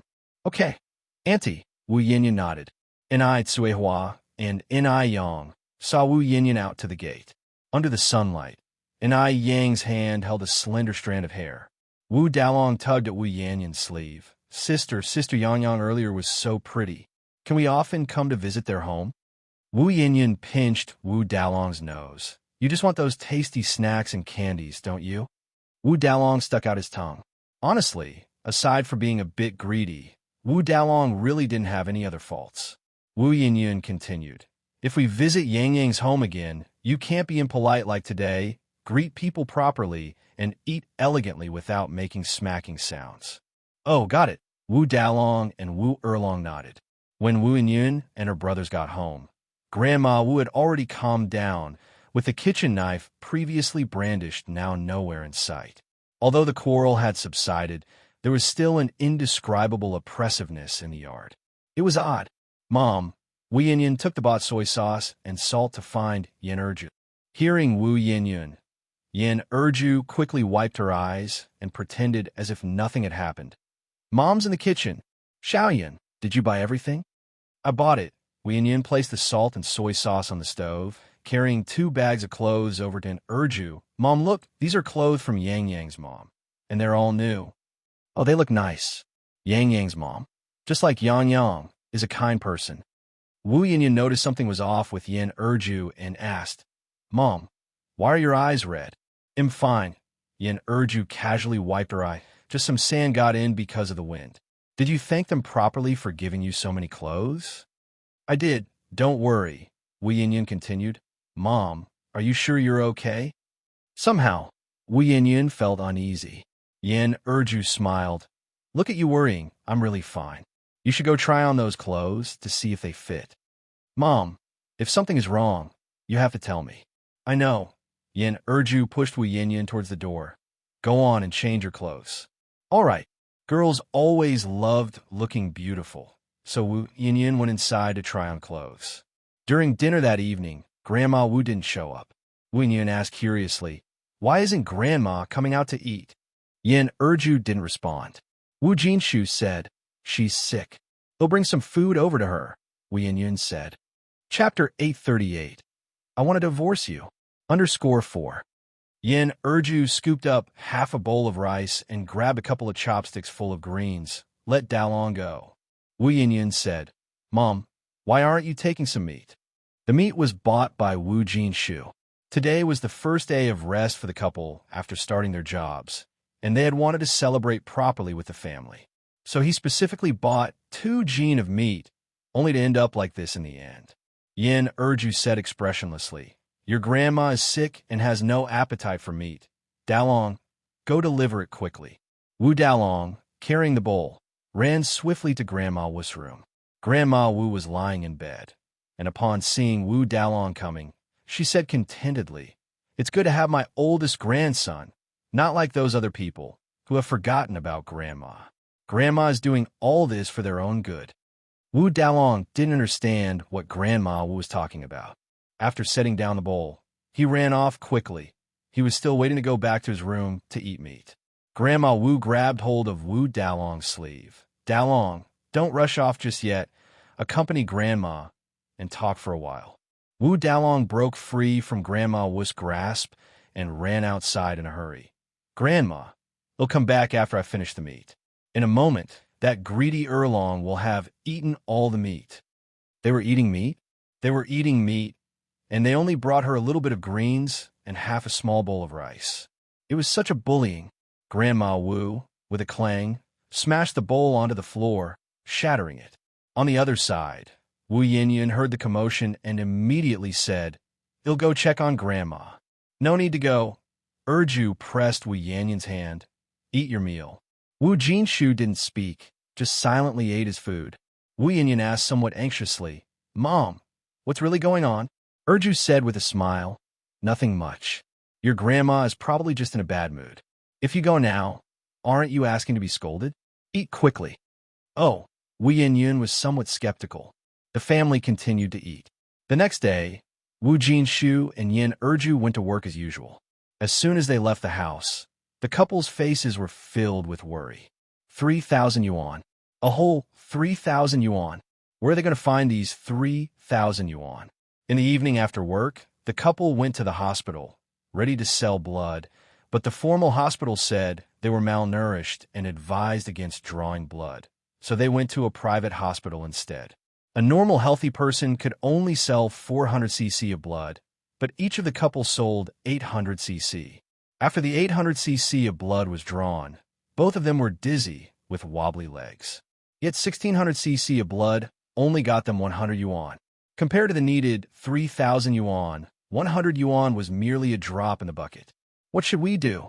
Yin Erju cried while holding Wu Jinshu. Wu Jinshu comforted her. Don't cry, there'll be a way. I don't believe that my mom really bought my sister a bicycle and a sewing machine. I'll beg my mom when I get back. Let her take out that 3,000 yuan. As a son, he didn't believe Grandma Wu would be so callous as to not leave them any hope for survival. Okay.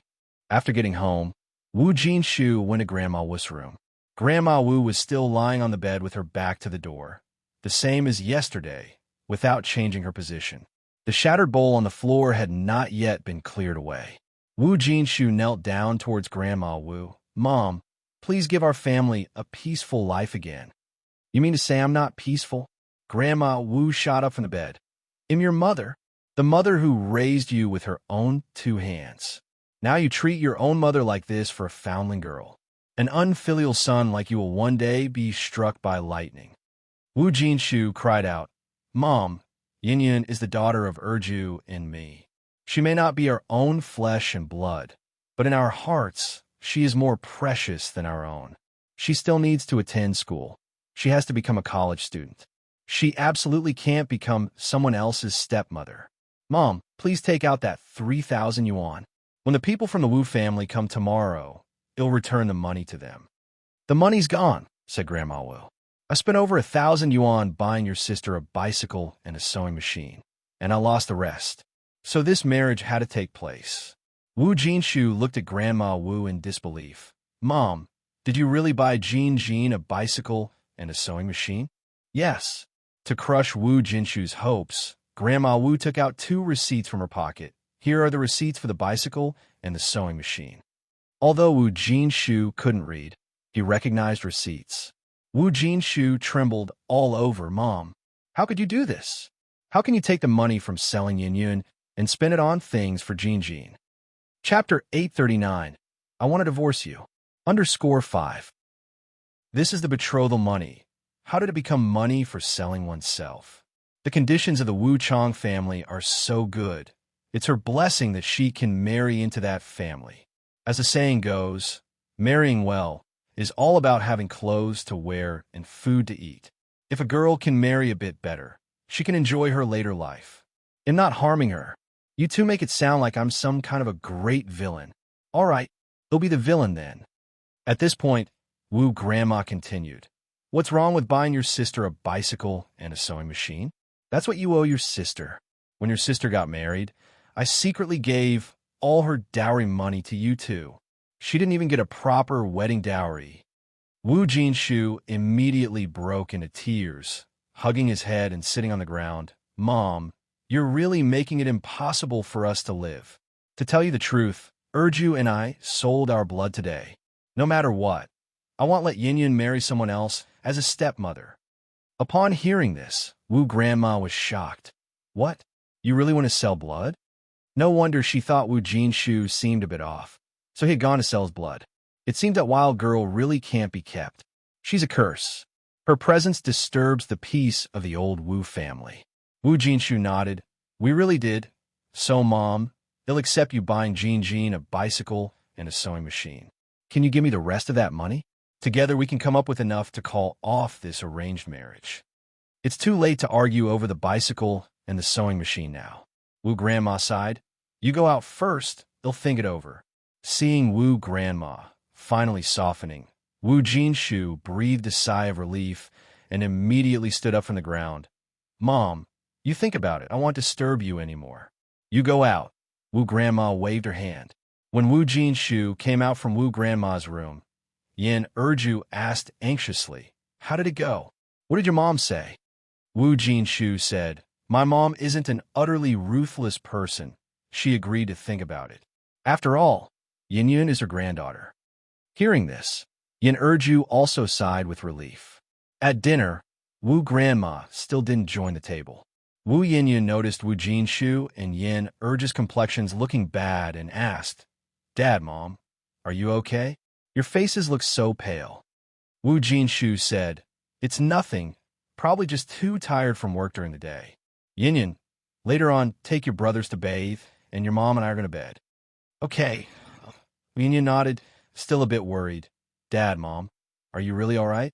Should we call Dr. Lee to come take a look? Dr. Lee was the barefoot doctor in their area. No need, we just need some rest. At night, after seeing that her brothers had all gone to bed, Wu Yinyun prepared to wash the dishes. Just then, Wu Grandma, who hadn't shown her face all day, suddenly stepped out. Yinyun, come here with me. Wu Yinyun was stunned. Oh, okay. In Wu Grandma's room. Had her parents gone to bed? Wu Yinyun nodded. Wu Grandma continued. Do you know why your parents look so pale? Wu Yinyun shook her head. It's all because of you that they've become like this. Wu Grandma continued.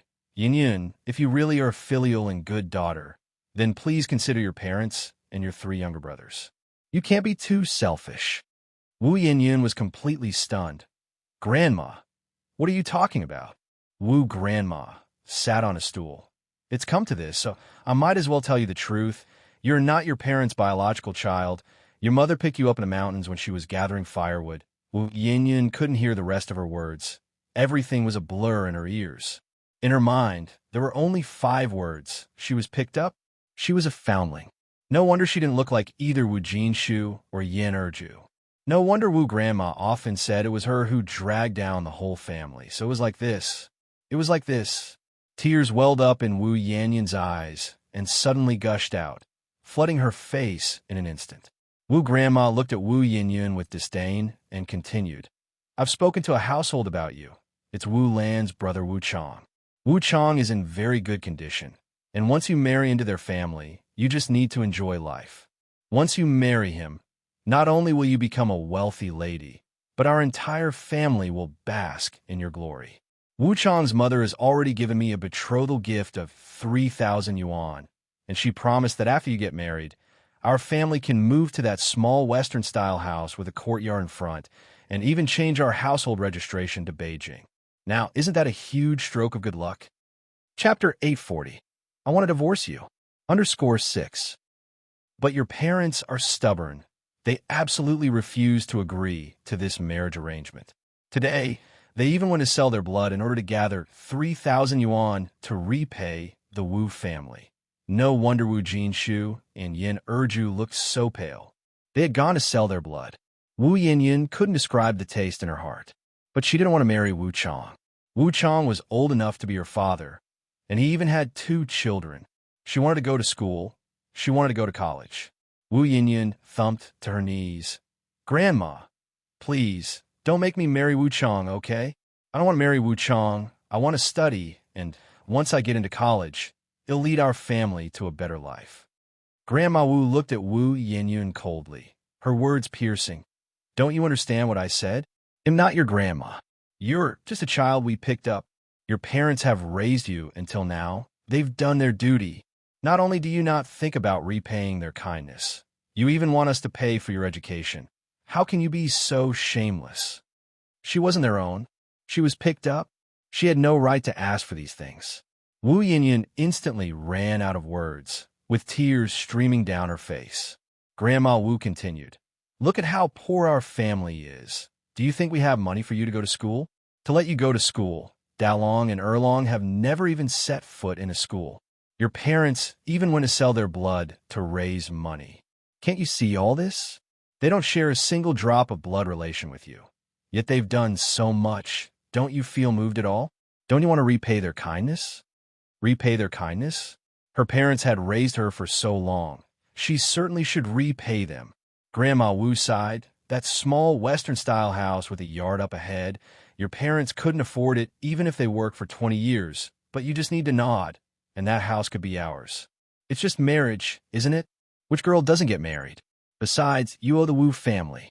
If it weren't for me, you would have died long ago.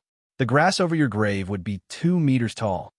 If you're a sensible good child, you'll go talk to your parents yourself. Tell them you're willing to marry Wu Chong, that no one is forcing you. Don't make it difficult for your parents. They're already not in good health, and they actually went to sell their blood today. What if something happens to them?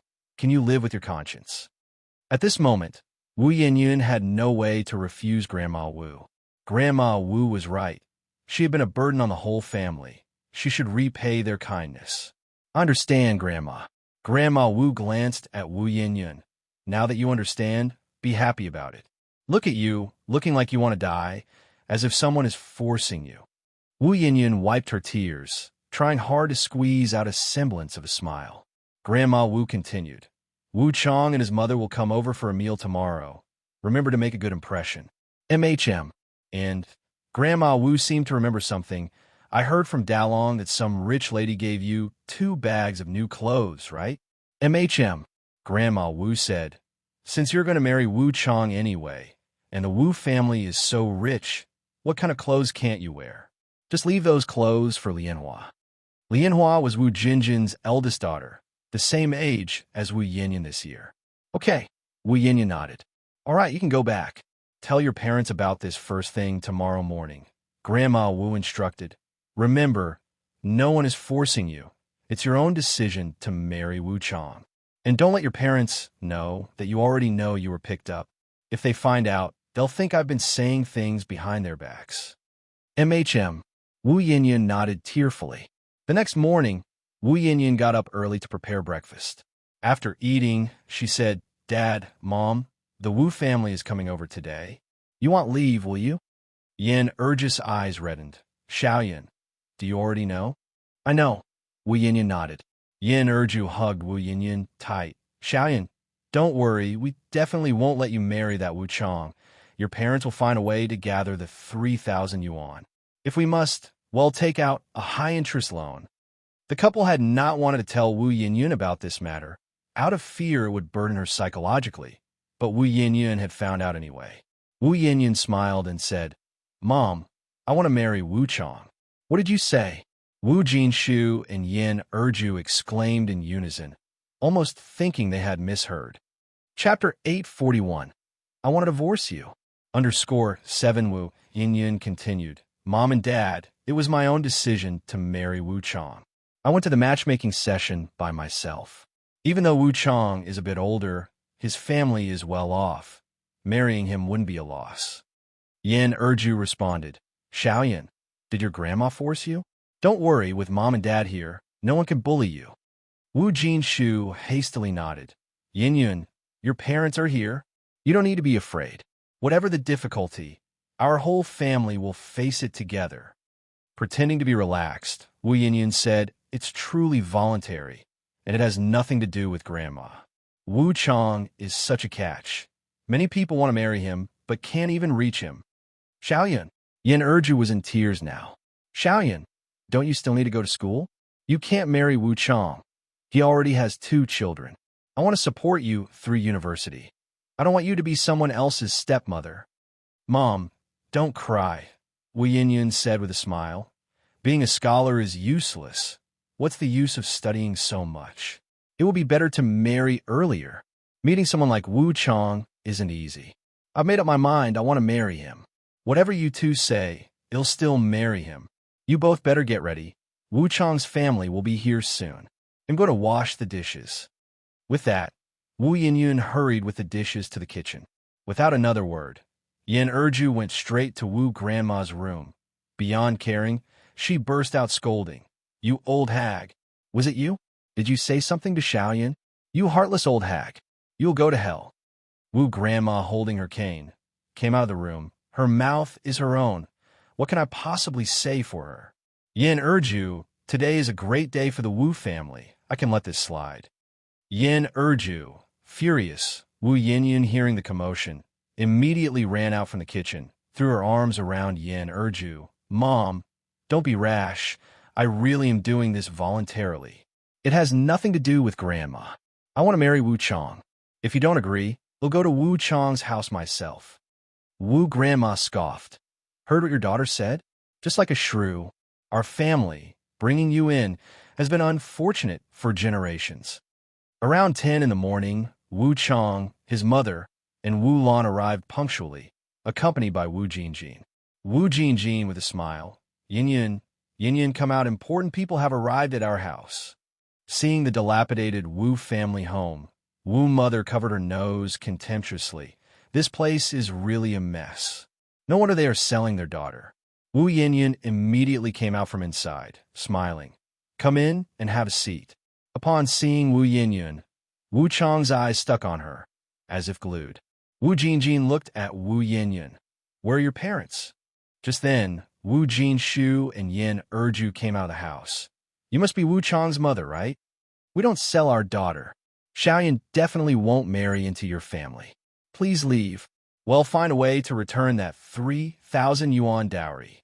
Wu mother was taken aback, then said, You want to call off the marriage? Then bring 6,000 yuan. 6,000. Wu Jinshu's face turned pale, shocked. Wasn't it 3,000? Wu mother pulled out a contract from her pocket. It's written clearly here, black on white, backing out costs double the penalty. Either compensate us or marry off your daughter. Seems like today's meal won't happen. But let me leave these words here. Tomorrow is a good day. Either marry off your daughter or pay 6,000 yuan. Wu mother was a shrewd person. She doesn't engage in losing deals. After speaking, Wu mother left with Wu Chong. Wu Jinjin hurriedly followed, offering appeasement. Mother-in-law, please don't go. We're supposed to be uniting families, not causing disputes. My brother didn't mean anything by it. Please don't be angry. Wu Jinjin knew Wu Jinshu wouldn't have the 6,000 yuan to give to Wu mother, so she desperately tried to smooth things over. Being on good terms with the wealthy Wu family could only benefit her. In fact, Wu Jinshu indeed didn't have 6,000 yuan to give to Wu mother. Even 3,000 yuan was a struggle, let alone 6,000. Yin Erju sat on the ground, looking up at Wu Jinshu. Jinshu, maybe we should just take the kids and run. Okay. Wu Jinshu thought it was a solution. They'll go pack our things right now. Let's leave tonight. Upon hearing that the couple wanted to flee, Grandma Wu was frantic. If they ran off, what would happen to the small Western-style house? She hadn't moved into the small Western-style house yet. Wu Yinyun said, Mom and Dad, I'm willing to marry Wu Chong. Given our family's current situation, where can we run? Leaving here, you and Dad won't even be able to find decent jobs. We would starve. Moreover, Under these circumstances, the local authorities certainly want issue us a proof of residence letter, and without it, where can we run? It was an era of restricted travel where everyone needed introduction letters for long journeys. Otherwise, they would be deemed undocumented migrants. Upon hearing this, Wu Jinshu and Yin Erju looked completely disheartened. Grandma Wu was overjoyed. Yin Erju hugged Wu Yinyan tightly. Xiaoyan, my daughter, my poor daughter. Wu Yinyan, holding Yin Erju, said, Mom, I'm doing this voluntarily. After marrying Wu Chong, I won't have to do anything. Just be a rich wife, am not pitiful at all. Wu Jinshu was also wiping away tears from behind. In the blink of an eye, it was the next day. They were about to move to the small Western-style house, and Grandma Wu was very happy. She had cut many Shi characters overnight and posted them in every corner of the Wu family house. Wu Erlong asked curiously, Grandma, is Big Sister getting married? Yes. Grandma Wu nodded happily. Wu Erlong didn't say anything and turned to run to the room. Big Sister, are you getting married? Wu Yinyan nodded. Big Sister, I don't want you to get married. I don't want you to get married. Wu Erlong hugged Wu Yinyan tightly. Wu Yinyan smiled and said, Silly boy, girls have to get married when they reach the right age. Wu Erlong then ran to find Yin Erju. Mom, I want Big Sister to get married. Big Sister doesn't want to get married. I heard her crying last night. Mom, please don't marry her off, okay? Yin Erju's eyes, already swollen, instantly reddened, and she wept uncontrollably. Wu Dalong ran over and pulled Wu Erlong away. Erlong, come with me. Wu Erlong cried. Big Sister is getting married, and you still feel like playing. Are you even Big Sister's brother? The usually naive Wu Dalong seemed to have grown up overnight. I know why Big Sister has to get married. It's because Grandma took the money from the landlord's sister's brother, those people who came yesterday. Erlong, let's go find Sister Yang Yang, okay? Didn't Sister Yang Yang tell us last time to come to her if we have any troubles? Sister Yang Yang will definitely have a way to stop Big Sister from getting married. Wu Erlong nodded. Okay, let's go find Sister Yang Yang. But I don't remember the way to Sister Yang Yang's house. Wu Dalong said, No worries, I have a good memory, I know the way. Chapter 842. Yang Yang giving life lessons online. Hearing that Wu Dalong knew the way to Ni Yang's house, Wu Erlong was overjoyed. He quickly grabbed Wu Dalong's hand as if he had grasped the last straw for salvation. Let's go. Then we must find Sister Yang Yang quickly. Hand in hand, the brothers ran swiftly towards the Zheng family's direction. The atmosphere in the Wu family's courtyard was very oppressive, and ironically, the door was covered with many happiness characters. Wu Jinshu and Yin Erju sat in the living room, wiping away their tears. They were just simple peasants. Faced with this kind of situation, they had no idea what to do. Grandma Wu came in from outside. Stop crying. It's a bad omen to wipe tears on a joyous day. Yin isn't just your daughter. She's my granddaughter too. Would I, as her grandmother, harm her?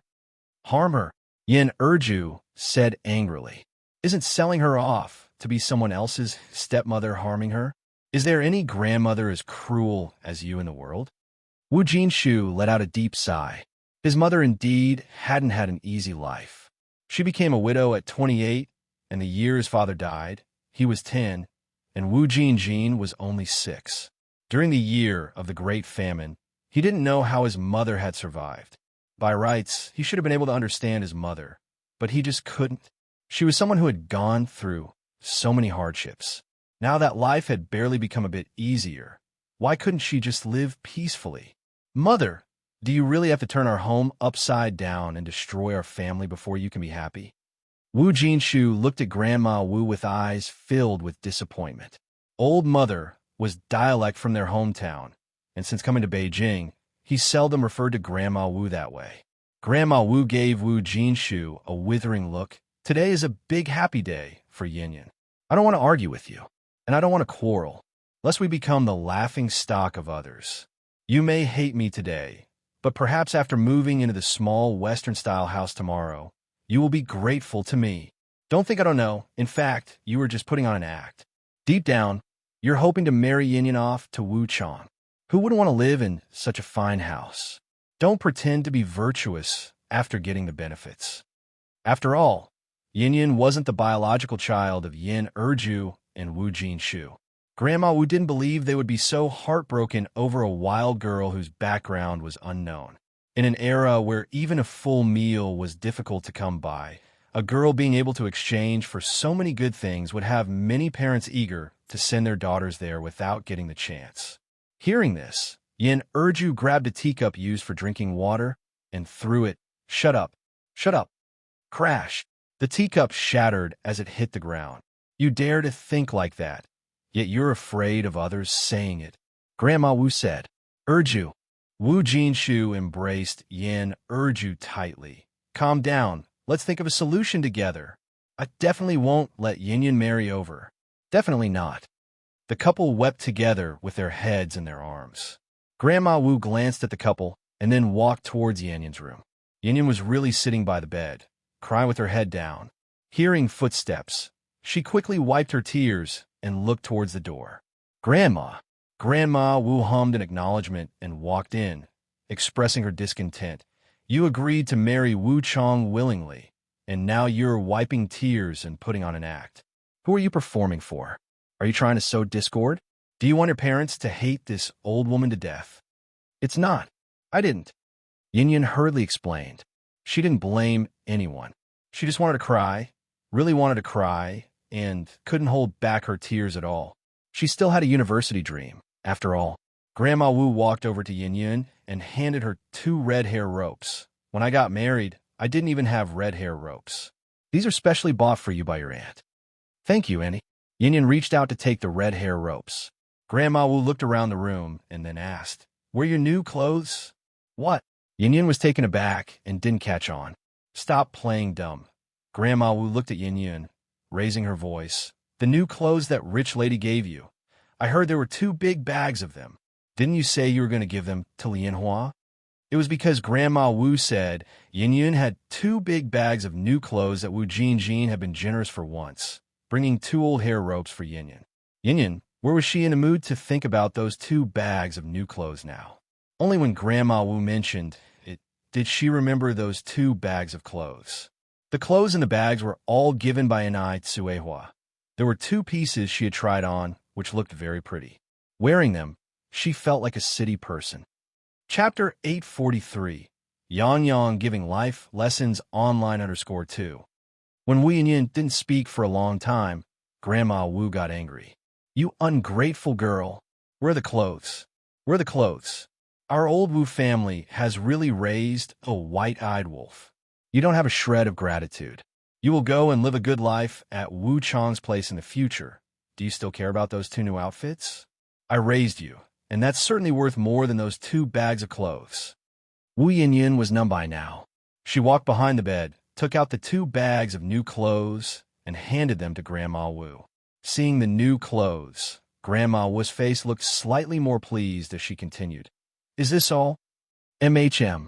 Wu Yinyin nodded her head. Did you hide any? Grandma Wu somewhat disbelieved Wu Yinyin. No, really none. Such nice clothes. She just couldn't believe Wu Yinyin didn't keep any to herself. Really none. Grandma Wu placed the clothes on the table. No, I must search. Wu Yinyin sighed and did not stop Grandma Wu. The room was small, separated into 2 sections, with only a bed and a broken cabinet. Grandma Wu searched thoroughly and, finally satisfied that Wu Yinyin had hidden nothing, she took the 2 bags of clothes and left. She specifically left through the side door. If she had left through the front door, she surely would have been seen by Wu Jinshu and his wife, Yin Erju. Wu Jinjin was already waiting for Grandma Wu in her bedroom. Wu Jinjin was the instigator of the situation and did not dare show her face in front of Wu Jinshu and Yin Erju. What if they decided to act ruthlessly? Mom! When she saw Grandma Wu enter, Wu Jinjin immediately stood up. Are these the new clothes you were talking about? MHM. Grandma Wu nodded her head and handed the bag to Wu Jinjin.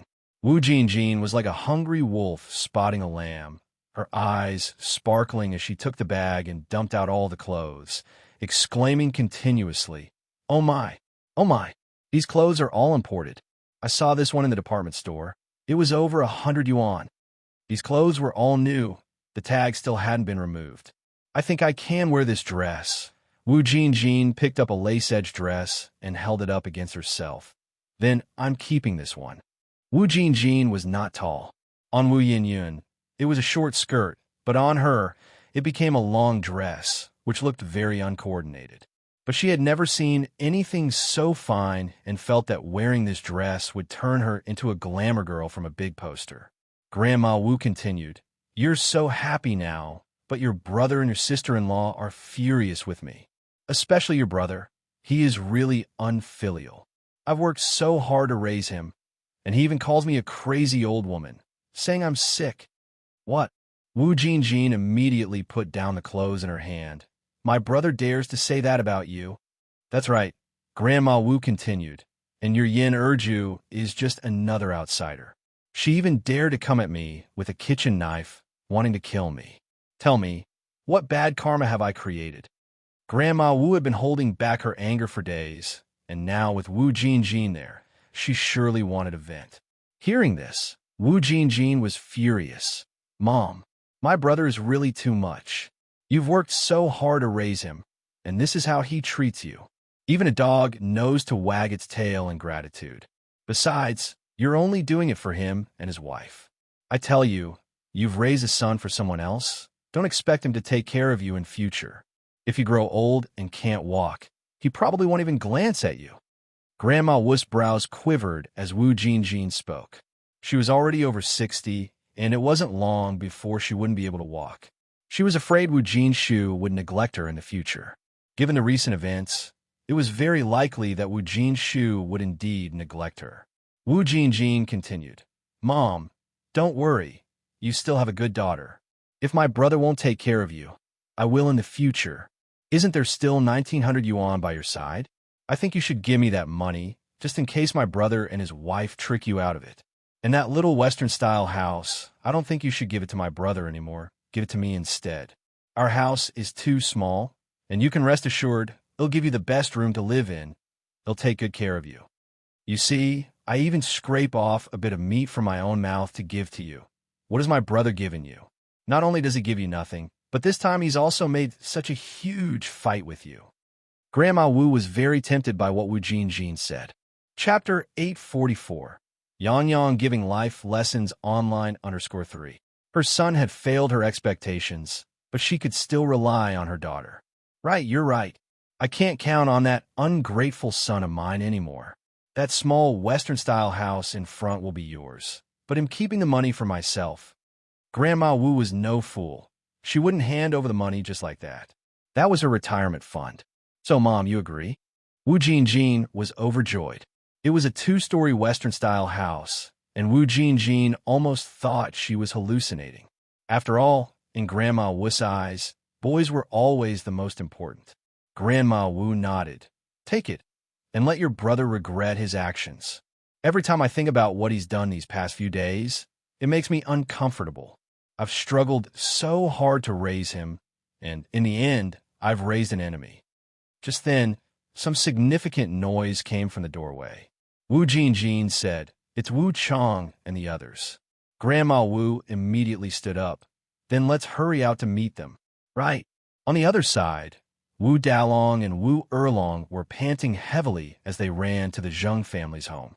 Normally, Yin wouldn't be home at this time. But coincidentally, she was just about to leave the house when she saw the two brothers. "Dalong, Xiaolong, what brings you here? Where's your elder sister?" Wu Dalong burst into tears. "Sister Yang, only you can save my elder sister now." And Yin was shocked. "What's going on?" "Don't rush. Take your time to explain." Wu Dalong cried so hard he could barely catch his breath. He didn't intend to cry, but he couldn't help it when he saw Yang. Seeing Wu Dalong like this, Wu Erlong said, "Sister Yang, please go save my elder sister. She's about to get married." "Get married? How could she suddenly be getting married?" And Yang frowned slightly. She had seen Wu Yin just 2 days ago and had heard nothing about this. "Let's go to your house now, and you can tell me on the way." And Yang took Wu Dalong by one hand and Wu Erlong by the other and headed for the door. After a few steps, and Ai Yang realized walking was too slow. So she went back with the two children. Let's take a car. They called the driver, and all rushed to the Wu family's home. It was Wu Dalong and Wu Erlong's first time in a sedan. Under normal circumstances, they would have been curious, but today, they didn't have time for that. In the car, and Ai Yang roughly understood the situation. Wu Yanyan's parents were good, but her grandmother might not be. The Zheng family and Wu family were 3 kilometers apart, a 15-minute drive, but much longer by foot. Dalong, Erlong, how did you get here? And Ai Yang asked. Wu Erlong cried, Sister Yang Yang, we ran here. Can we please hurry up? I'm afraid I want to see my elder sister again when I get back. Only then did Ai Yang notice that the brothers were sweating profusely, and Wu Dalong had even scraped a big gash in his knee. These kids really weren't having an easy time. And Ai Yang hurriedly urged the driver, Uncle Lu, please go faster. The driver reluctantly said, Miss, there are too many people on the road today. It's usually not this crowded. No idea what's happening today. And Ai Yang continued, Uncle Lu, let me do it. The driver thought he had misheard. Miss, what did you say? He'll drive. And Ai Yang had quite enjoyed driving in her previous life, so she was skilled at it. The driver never expected an Ai Yang could drive, let alone that she could drive so well. A woman driving was truly a rare sight back in the day. Wu Jinjin and Grandma Wu walked outside, and indeed, Wu Chang had come for the wedding procession. It wasn't just Wu Chang. His mother, Wu Lan, and other relatives from the Wu family were there, but the young men smoking at the front clearly meant trouble. These were local ruffians Wu Lan had roped in to intimidate Wu Yinyun and Erju. The relatives are here, Grandma Wu said with a sycophantic smile. Wu Lan somewhat looked down on this old lady. If Jin Shu and Erju had willingly married into their family, that would be one thing, but clearly the two were opposed. She prided herself on her dignity and disliked making others uncomfortable. But Wu Chang was too fond of Wu Yinyun. For her son's sake, she felt she had no choice. Where's Yinyun? Wu Lan asked. Grandma Wu replied, she's inside. Jin, go bring Yinyun out. Okay. Wu Jin immediately headed inside. Just then, Erju and Jin Shu walked out from inside, blocking Wu Jinjin's way. Chapter 845, Yang Yang giving life lessons online _4. Wu Jinjin said with a smile, Brother and sister-in-law, on this joyful day, what do you want to do? Let me take Yinyun out. Wu Jinshu looked at his somewhat unfamiliar sister. This is the Wu family. It's not the turn of a married girl to be the head of the family. Our Yinyun still needs to study, go to college. She cannot get married. Wu Jinjin speechlessly said, Brother, what are you talking about? Are you still confused at this time? Mother Wu looked at Wu Chang. Xiangzi, go and greet your father-in-law and mother-in-law quickly. Oh, sure. Wu Chang was dressed festively today, with a red flower pinned to his chest, smoothly pulling out 2 large red envelopes from his pocket. Mom and Dad, hey, race a little something from your son-in-law. Please accept it with a smile. Yin Erju and Wu Jinshu, of course, wouldn't take it. Wu Chang's hand just stiffened in midair. Wu Jinjin, seeing this, reached out and took the red envelopes. Xiangzi, since my brother and sister-in-law are too shy to accept, let me take it on their behalf. Wu Jinshu looked at Wu Chang. Comrade Wu Chang, our Yinyun is only 17 this year. She is still young. She can't marry you. Please understand the hearts of us as parents. Upon hearing this, Wu Chang's face instantly turned ugly. He had come today to claim his bride, not to listen to Wu Jinshu say all this. Just then, Mother Wu stood up. Then please understand the heart of me as a mother. The bride price was taken, the agreement signed, the house demanded, and now you're calling it off. Where in the world does this make any sense? I'm telling you, my son isn't lacking potential wives. He's quite eligible. Countless young girls dream of marrying him. It was your family's old lady who personally took Yinyun to meet suitors. From beginning to end, we haven't troubled you once, and now you act like this. Who are you showing off for? Wu Jinjin pocketed the red envelopes. In-laws, please don't be angry. My brother and sister-in-law didn't mean it like that. Wu Jinshu strode over and slapped Wu Jinjin across the face. You shut up. Wu Jinjin was stunned by the slap. Wu Jinshu continued, Comrade, we are both parents. I understand you, and I hope you can understand me too. We, as parents, were unaware of this situation from the beginning. Had we known, we would have never allowed Yin to marry. Yin is only 17 this year. She still needs to continue her studies. Mother Wu nodded. All right, I'm not unreasonable. Since you want to call off the marriage, just bring out 6,000 yuan. At these words, Wu Jinshu sighed. I don't have 6,000 yuan right now, comrade. Can you be flexible? I can write you an IOU. Rest assured, we will definitely repay this money. Grandma Wu heard this and felt trouble brewing. No, she could not let Wu Jinshu write an IOU to Mother Wu. She still wanted to live in that small Western-style house. Grandma Wu quickly intervened. An IOU? 6,000 yuan is not 6 yuan. Our family can hardly scrape together 600 yuan, let alone 6,000 yuan. Mother-in-law, please don't accept his IOU. He can't pay it back. Wu Jinshu clenched his teeth and said, Then I'll go sell my blood. Sell organs. Rest assured, my wife and I will definitely repay this 6,000 yuan. Just then, Wu Yinyan burst out of the house. Mom and Dad, I don't want you to sell blood or organs. I'll marry. I'm willing to marry Wu Chang. 17 years ago, if not for her parents, she would have already died. Repaying them now was the least she could do. What was marrying after all? Wu Chang's family was in such good condition. She should be content. Mother Wu said with a smile. See, isn't everyone happy now? Grandma Wu also relaxed. Xiaoyun. Yin Erju held Wu Yanyan's hand. No, I won't let you marry. Mom, I'm fine. Fearing that Yin Erju would worry, Wu Yinyan kept a smile on her face. I am willing to marry Wu Chang. I really am. Mother Wu came over, broke up the two hands, and pushed Wu Yinyan to Wu Chang's side. Big sister, if you ask me, you should respect the child's wishes. Rest assured, Yinyan won't be mistreated marrying into our family. Just look at the life your family leads. Is that really fit for people? She can only have good fortune with us. Seeing how cooperative Wu Yinyan was, Mother Wu was significantly relieved. Selling organs sounds easy, but could you two really go sell organs? Not to be blunt, but what if you both died on the operating table? How could Yinyan be at peace afterwards? Moreover, you two still have 3 children. Who will provide for those 3 children in the future? Chapter 846.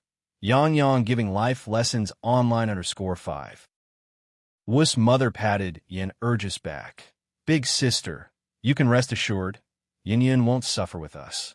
No, I can't sell my daughter. I can't sell my daughter no matter what. Yin Erju cried inconsolably. Wu's mother laughed. This is marrying off a daughter, not selling one. I can't marry her off. I can't marry her off. Yin Erju shouted. Jinshu, bring Xiaoyan back. Hurry. Only then did Wu Jinshu react, wiping away her tears and going to pull Wu Yinyan. Wu Chang immediately blocked in front of Wu Yinyan. Wu's mother made a gesture with her eyes to several men from the community. They immediately took control of Wu Jinshu and Yin Erju. Wu's mother turned to Wu Chang. What are you dawdling for? Get your bride back home now. Oh, okay. The crackling sounds of firecrackers rose, drowning out the cries of Wu Jinshu and Yin Erju.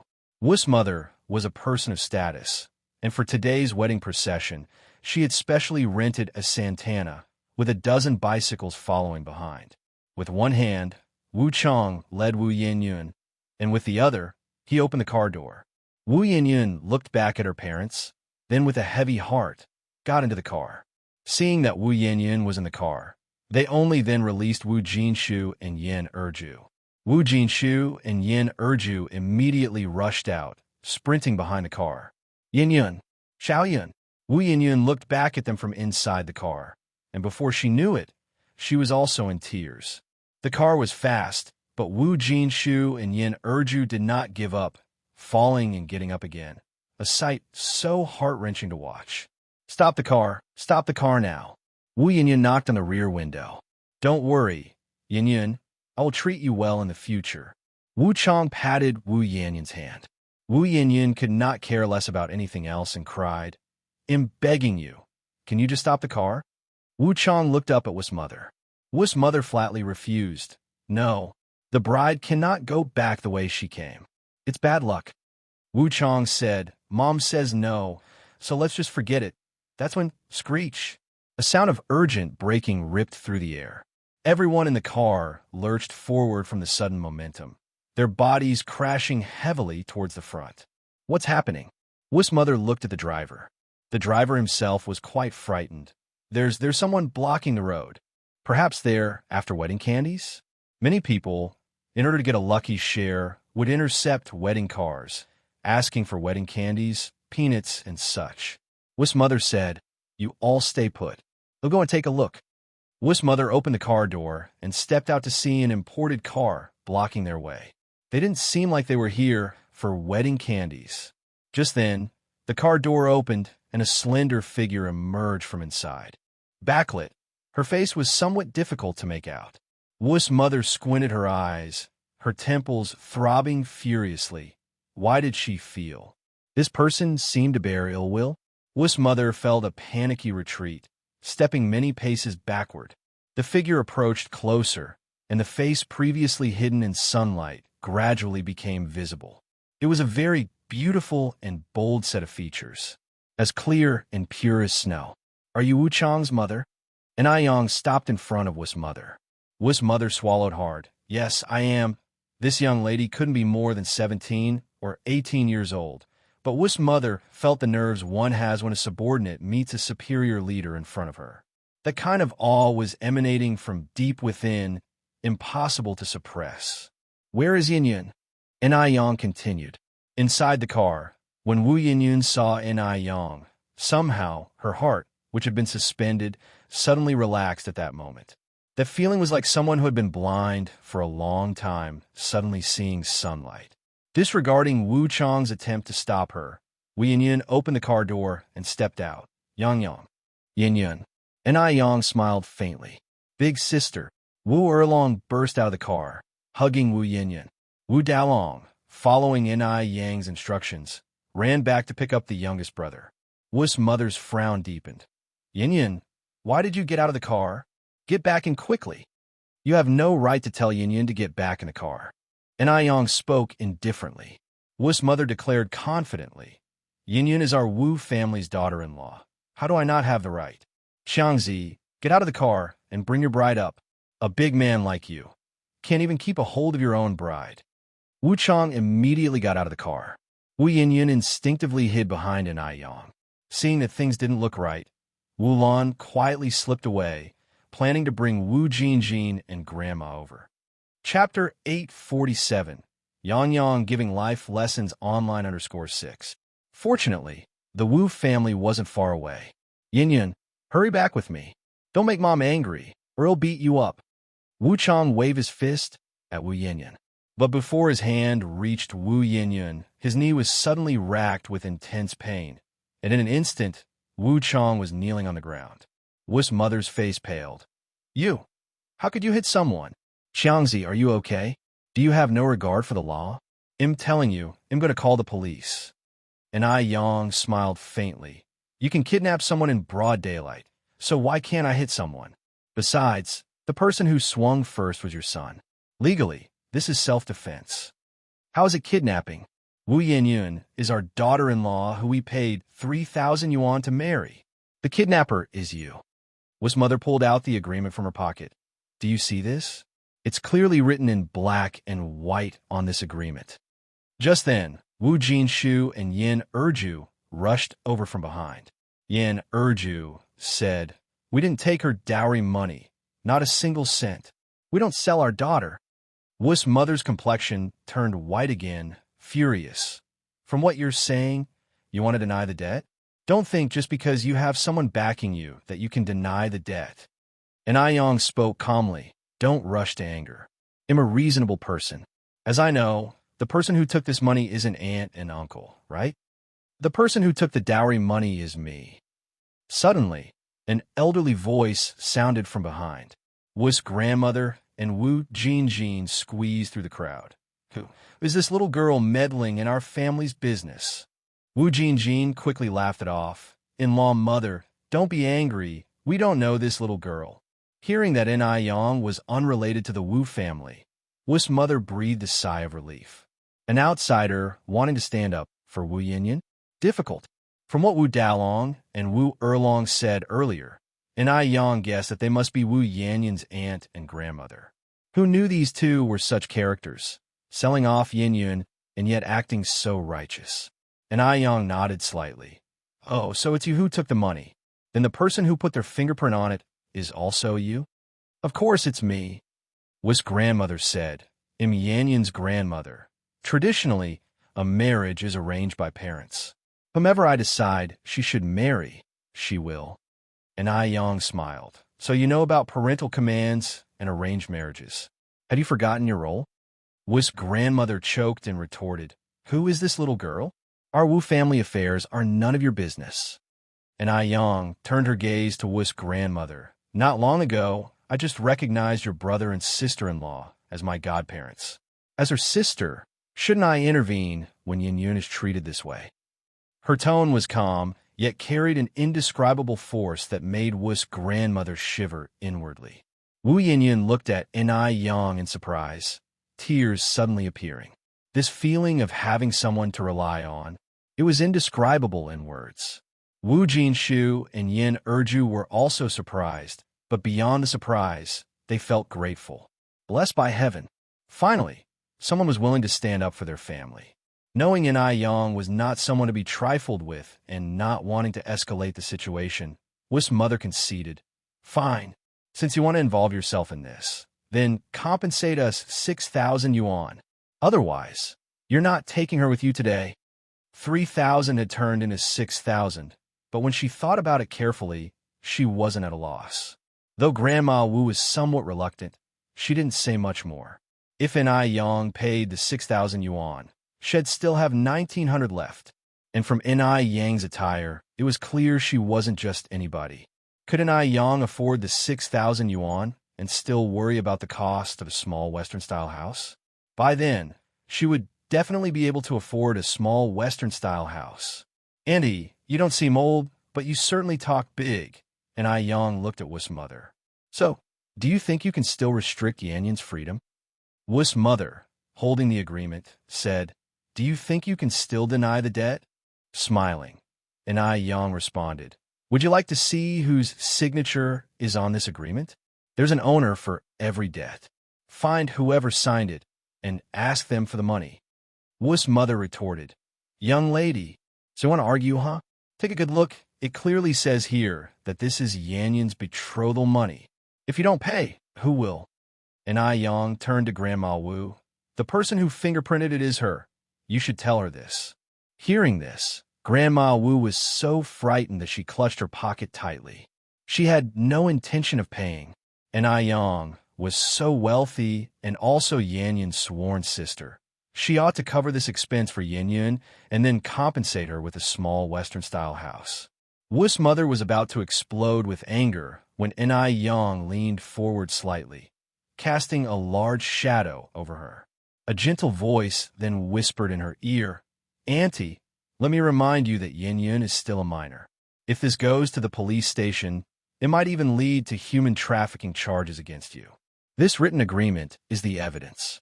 From what I understand, the buyer usually gets a harsher sentence than the seller.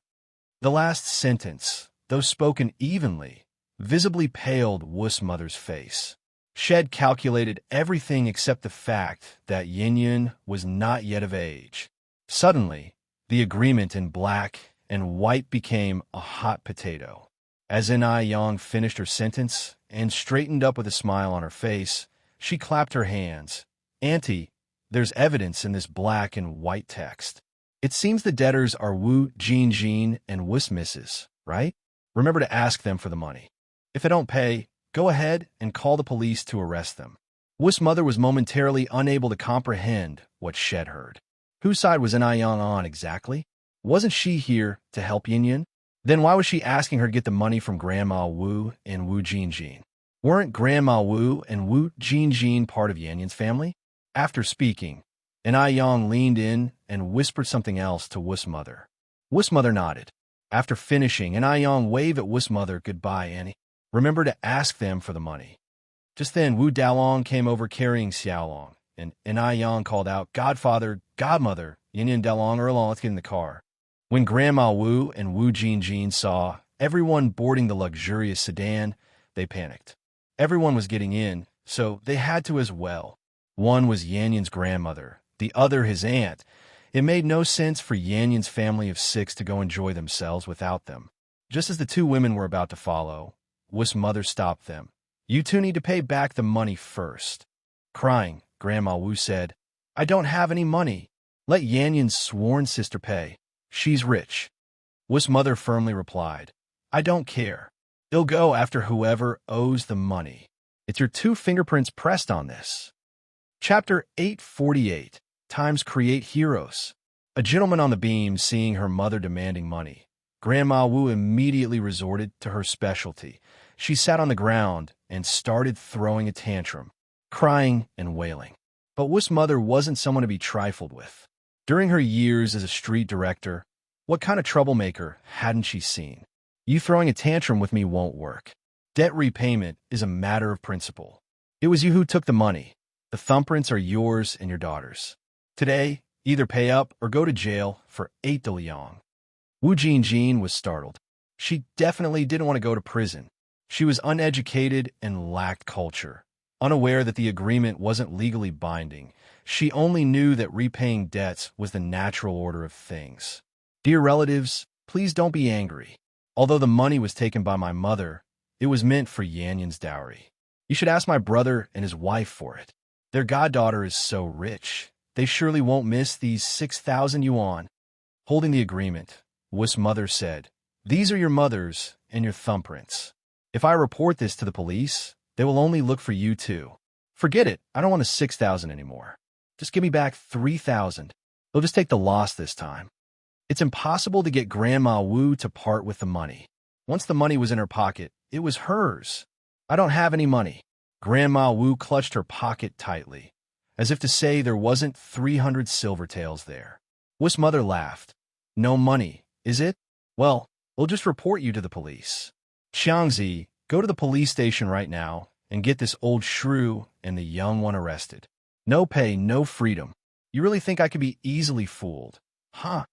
Wu Chong was a simpleton and, hearing his mother's words, immediately pushed his bicycle, saying, All right, Mom, I'm on it. Wu Jinjin turned white with fear. Mom, please take the money out. I don't want to go to jail. I have elderly and young to care for. I don't want to go to jail. Seeing that Wu Chong was truly about to report to the police, Grandma Wu got scared too.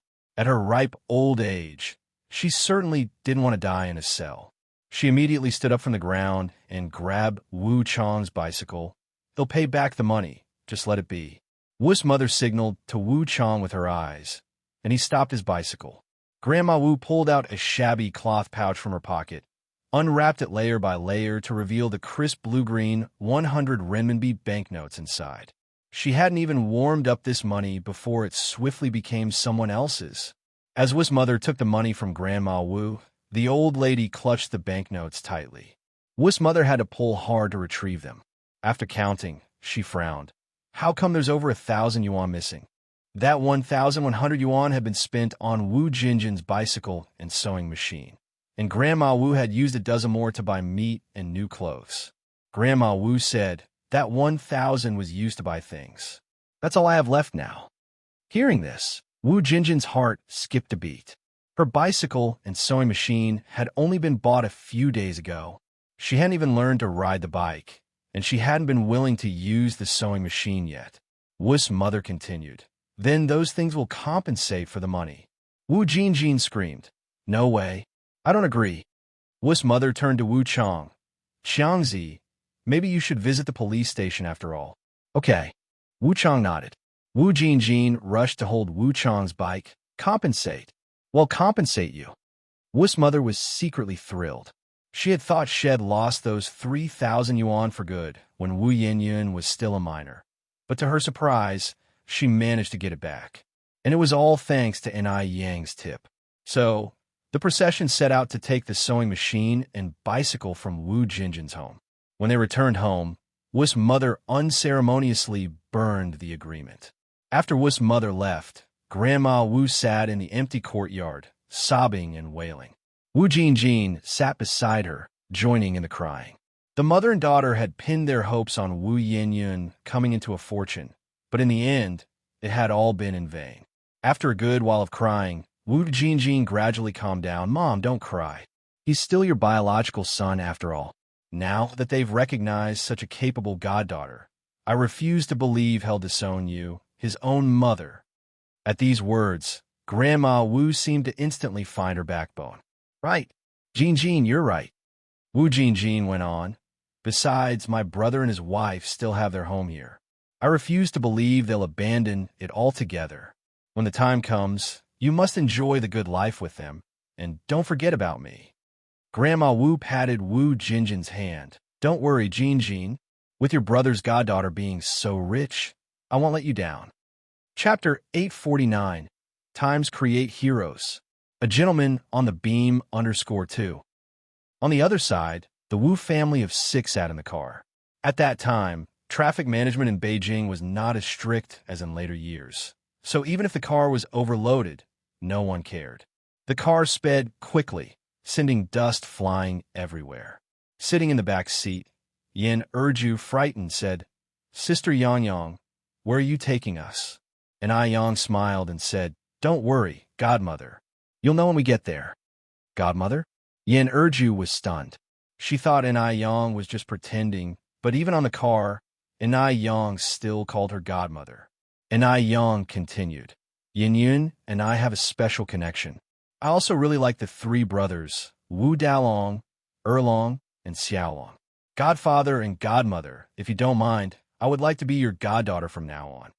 Wu Jinshu, not expecting Yang to say that, quickly said, We don't mind at all. Sister Yang, I think your aunt and I haven't. Wu Jinshu hadn't even finished speaking when Yang said, Since you don't mind, then from now on, you 2 are my godparents, and Yin Yun is my sister. Wu Dalong, Erlong, and Xiaolong are my brothers. That's great. I like Sister Yang. Wu Dalong blurted out. I like you too. And Yang turned her gaze to Wu Yinyun and asked, Yinyun, what do you think? Wu Yinyun, sitting in the passenger seat, turned to Yang and said, Sister Yang. She was truly grateful to Yang. If it hadn't been for Yang today, she would have had to marry Wu Chong. Yang smiled slightly. Soon, the car entered a community and beautifully swerved to stop in front of an apartment building. Yang had bought many houses in the urban area before, and this apartment building was one of her properties. The house was simply furnished, but it had everything from pots and pans. Before Suehua was back in Beijing, they occasionally stayed here for a few days. Godfather, Godmother, someone comes regularly to clean here. Except for the utensils we've used, everything else is new. You can live here from now on, Yang said. How could we possibly do that? Wu Jinshu exclaimed. Sister Yang, this is your house. How could we live here? Yang, smiling, said, Don't worry, Godfather. It's not like I'm giving you this house for free. They'll charge you 10 yuan rent each month. Anyway, it's vacant otherwise. When you're later financially stable and want to buy a place, I can sell this apartment to you. Although Yang didn't care about this particular property, she knew Wu Jinshu and Yin Erju were honest people who wouldn't accept her gift without cause. Hence, she proposed renting it to them. The apartment had 4 rooms and 2 living rooms, and with 2 bathrooms, there was plenty of space for everyone in the Wu family. Wu Jinshu looked around the house. Sister Yang, such a nice place, and you only charge 10 yuan a month. Even though it was simply decorated, in Wu Jinshu's eyes, it was extremely luxurious. The house had everything, even tile and wooden flooring. After all, even Wulan's basic mud house rented for 10 yuan a month. Yang said, The house remains vacant anyway, and I wouldn't feel comfortable renting it to strangers. Renting it to you and Godmother gives me peace of mind. With that, Wu Jinshu felt much relieved. Yang then said, Godmother, look, there's a small yard in front of the first floor. You could plant some vegetables there when you're free. Enrich really liked the house, but she was still a bit embarrassed. Sister Yang, the rent you're asking is too low. And Yang, smiling, said, we're not strangers after all. I couldn't rent this place out for a single cent when it's vacant. Wu Yinyan also liked this new home, but was concerned about Grandma Wu. Now that we've all moved here, what about Grandma? Wu Jinshu didn't say anything. Enrich was still upset. Your grandma deserves it. Wu Yinyan continued. But Grandma is so elderly now. And when we were leaving, Aunt Wu was still asking her for money. Even though her grandmother was willing to marry her off to Wu Chang, Wu Yinyan still felt a bit worried for her. Especially since she had found out she was not the biological daughter of Wu Jinshu and Enrich. Seeing Wu Yinyan like this, and Yang spoke bluntly, Godmother is right. Your grandma deserves it. It's her own fault. Your family's life isn't unbearable. She had a good life and chose not to live it, instead causing trouble. Have you ever thought about what would happen if you had married Wu Chang? Chapter 850, Times Create Heroes. A gentleman on the beam _3. And Yang paused for a moment and then continued. After marrying Wu Chang, you would transform from a young girl into a housewife, not only bearing children for Wu Chang, but also acting as a stepmother to his 2 daughters. You are only 17 years old this year. If you don't marry Wu Chang, you can continue your studies, go to university, and have endless possibilities in the future. Your life was almost completely ruined by your grandmother's actions. And Yang's words were cutting, and Wu Yanyan's face changed, but she is, after all, my grandmother. Upon hearing this, Yang knew Wu Yanyan would definitely be soft-hearted towards Grandma Wu in the future. Knowing how manipulative Grandma Wu could be, if Wu Yanyan became soft-hearted, who knew what she might end up doing? No, it was essential to completely sever the notion Wu Yanyan held towards the Wu family. And Yang narrowed her eyes and continued. Just because she's your grandmother, does that mean she can just sell you off to someone else to become a stepmother? Yanyan, if you think just because your grandmother is old, you should forgive all her faults, then you might as well go back and marry Wu Chang or even Zhao Chang. This time, I absolutely will not meddle anymore. Wu Yanyan's face went pale, and she immediately explained, No, Sister Yang, that's not what I mean. I wasn't suggesting you were meddling too much. I'm just a bit worried about her, because she's getting old. And Yang remained calm. Yanyan, everyone must take responsibility for their faults.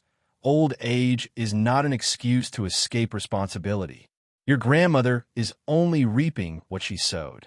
Uncle, don't you think I'm right? At that last sentence, and Yang looked up at Wu Jinshu. Wu Jinshu initially shared the same thoughts as Wu Yanyan. After all, that woman was his own mother, and he couldn't just ignore her. But after listening to Yang, he came to a sudden realization. Yes, old age should not be an excuse to avoid responsibilities. If it wasn't for Yang today, Wu Yanyan's life would be ruined. Wu Jinshu nodded. Yang is right. Seeing Wu Jinshu agree, and Yang sighed in relief, thinking he might have been foolishly filial. Wu Yanyan nodded. Yang, I understand now. And Yang then took out a stack of RMB from her bag. Godfather, here's 4,000 yuan. Consider it a loan for me. Since she had decided to help Wu Yanyan, and Yang was committed to supporting her all the way. Plus, and Yang was becoming more and more certain about the outcome she suspected, although the results were not out yet. But she could see traces of Kuihua's past kindness and weakness in Wu Yanyan. She was still worried about Grandma Wu even after all the mistreatment she had received from her. Wu Jinshu hastily refused. Yang, you've already helped our family a lot. I can't accept this money. And Yang smiled and said, Godfather, just hear me out. Don't be in a hurry to refuse. Your family has 4 children, and after the second half of the year, Yanyan, Dalong, and Erlong will definitely need to continue their studies. With the rent and utility bills, there will be significant expenses again soon. Although you and Godmother can make 80 yuan a month working at the noodle restaurant, relying on those 80 yuan, you will never be able to make serious money. Since the year before last, Our area has completely abolished the coupon-based shopping system, and individual enterprises are also gradually being accepted by everyone. So, I suggest you take this money and start a business. Once you've made some money, you can return what you owe me with interest. Now is a good opportunity to make money, and Aiyang didn't want Wu Jinshu to miss such a great chance. There won't be another 80s. Do business. Wu Jinshu was startled. I don't know anything. How can I do business? And Aiyang paused and asked, what did you and Godmother do for work before? Urju replied, I carried rice at the rice shop, and your godfather worked as a laborer on the construction site. And Aiyang narrowed her eyes. So, Godfather, you must know a lot of construction workers from your time on the construction site, right? Yes, Wu Jinshu nodded. The workers at the construction site I used to work at were almost all from the same village. It's hard for outsiders to integrate into a group of construction workers introduced by fellow villagers. And Aiyang thought for a moment, and then said, then you could start a construction company. It would be even more convenient if everyone is from the same hometown. She very well remembered many real estate magnates in future generations who made their fortunes through construction companies. In the 80s, China was developing, with countless skyscrapers yet to rise from the ground. Chapter 851, Times Create Heroes. A gentleman on the beam _4. The construction industry is really in demand. Heroes are made by the times, policies, and opportunities. As long as you seize the moment, in this era full of business opportunities, becoming wealthy is truly easy. But your godmother and I can't read, Wu Jinshu said, scratching his head somewhat embarrassedly. And Aiyang replied, Yin still has more than 3 months before school starts. You and godmother can take this time to let her teach you some things, to recognize a few characters first, then you can slowly learn later on. Hard work never fails the determined. And Aiyang had also known many rich people in the future who hadn't even stepped foot into a school. Their only difference from educated people was a graduation certificate. And Aiyang continued, if you want to give it a try, I can help you look out for a storefront. You can start planning now. After all, you have worked on the construction site before, so you don't need to worry about connections. You don't need much capital to start a construction company. When there's work, call the brothers. When there's none, everyone goes home. Wu Jinshu was hesitant. He was afraid he wouldn't do well. And Aiyang added, Uncle, you're still young. Even if not for yourself, you should try for the kids. You've worked on construction sites for so long and definitely know a lot of people and are quite familiar with the industry. There's truly nothing to worry about. Many outsiders have succeeded, and you're far more knowledgeable than them. What if it fails on me? Asked Wu Jinshu. He used to just think about finding a job with good pay, never considering going alone. And Aiyang said with a smile, if you want to get rich and expand your business, don't be afraid of failure, because no one's success comes that easily. Hey Race, what will do? We'll give you another 5,000 yuan, which will be my investment in buying shares. If you make money, you can share the profits with me at the end of the year.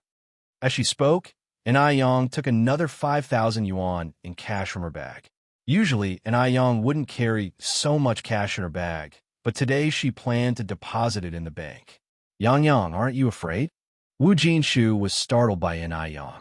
She just kept handing out 5,000 yuan. Wasn't she afraid of losing money? An Aiyang smiled.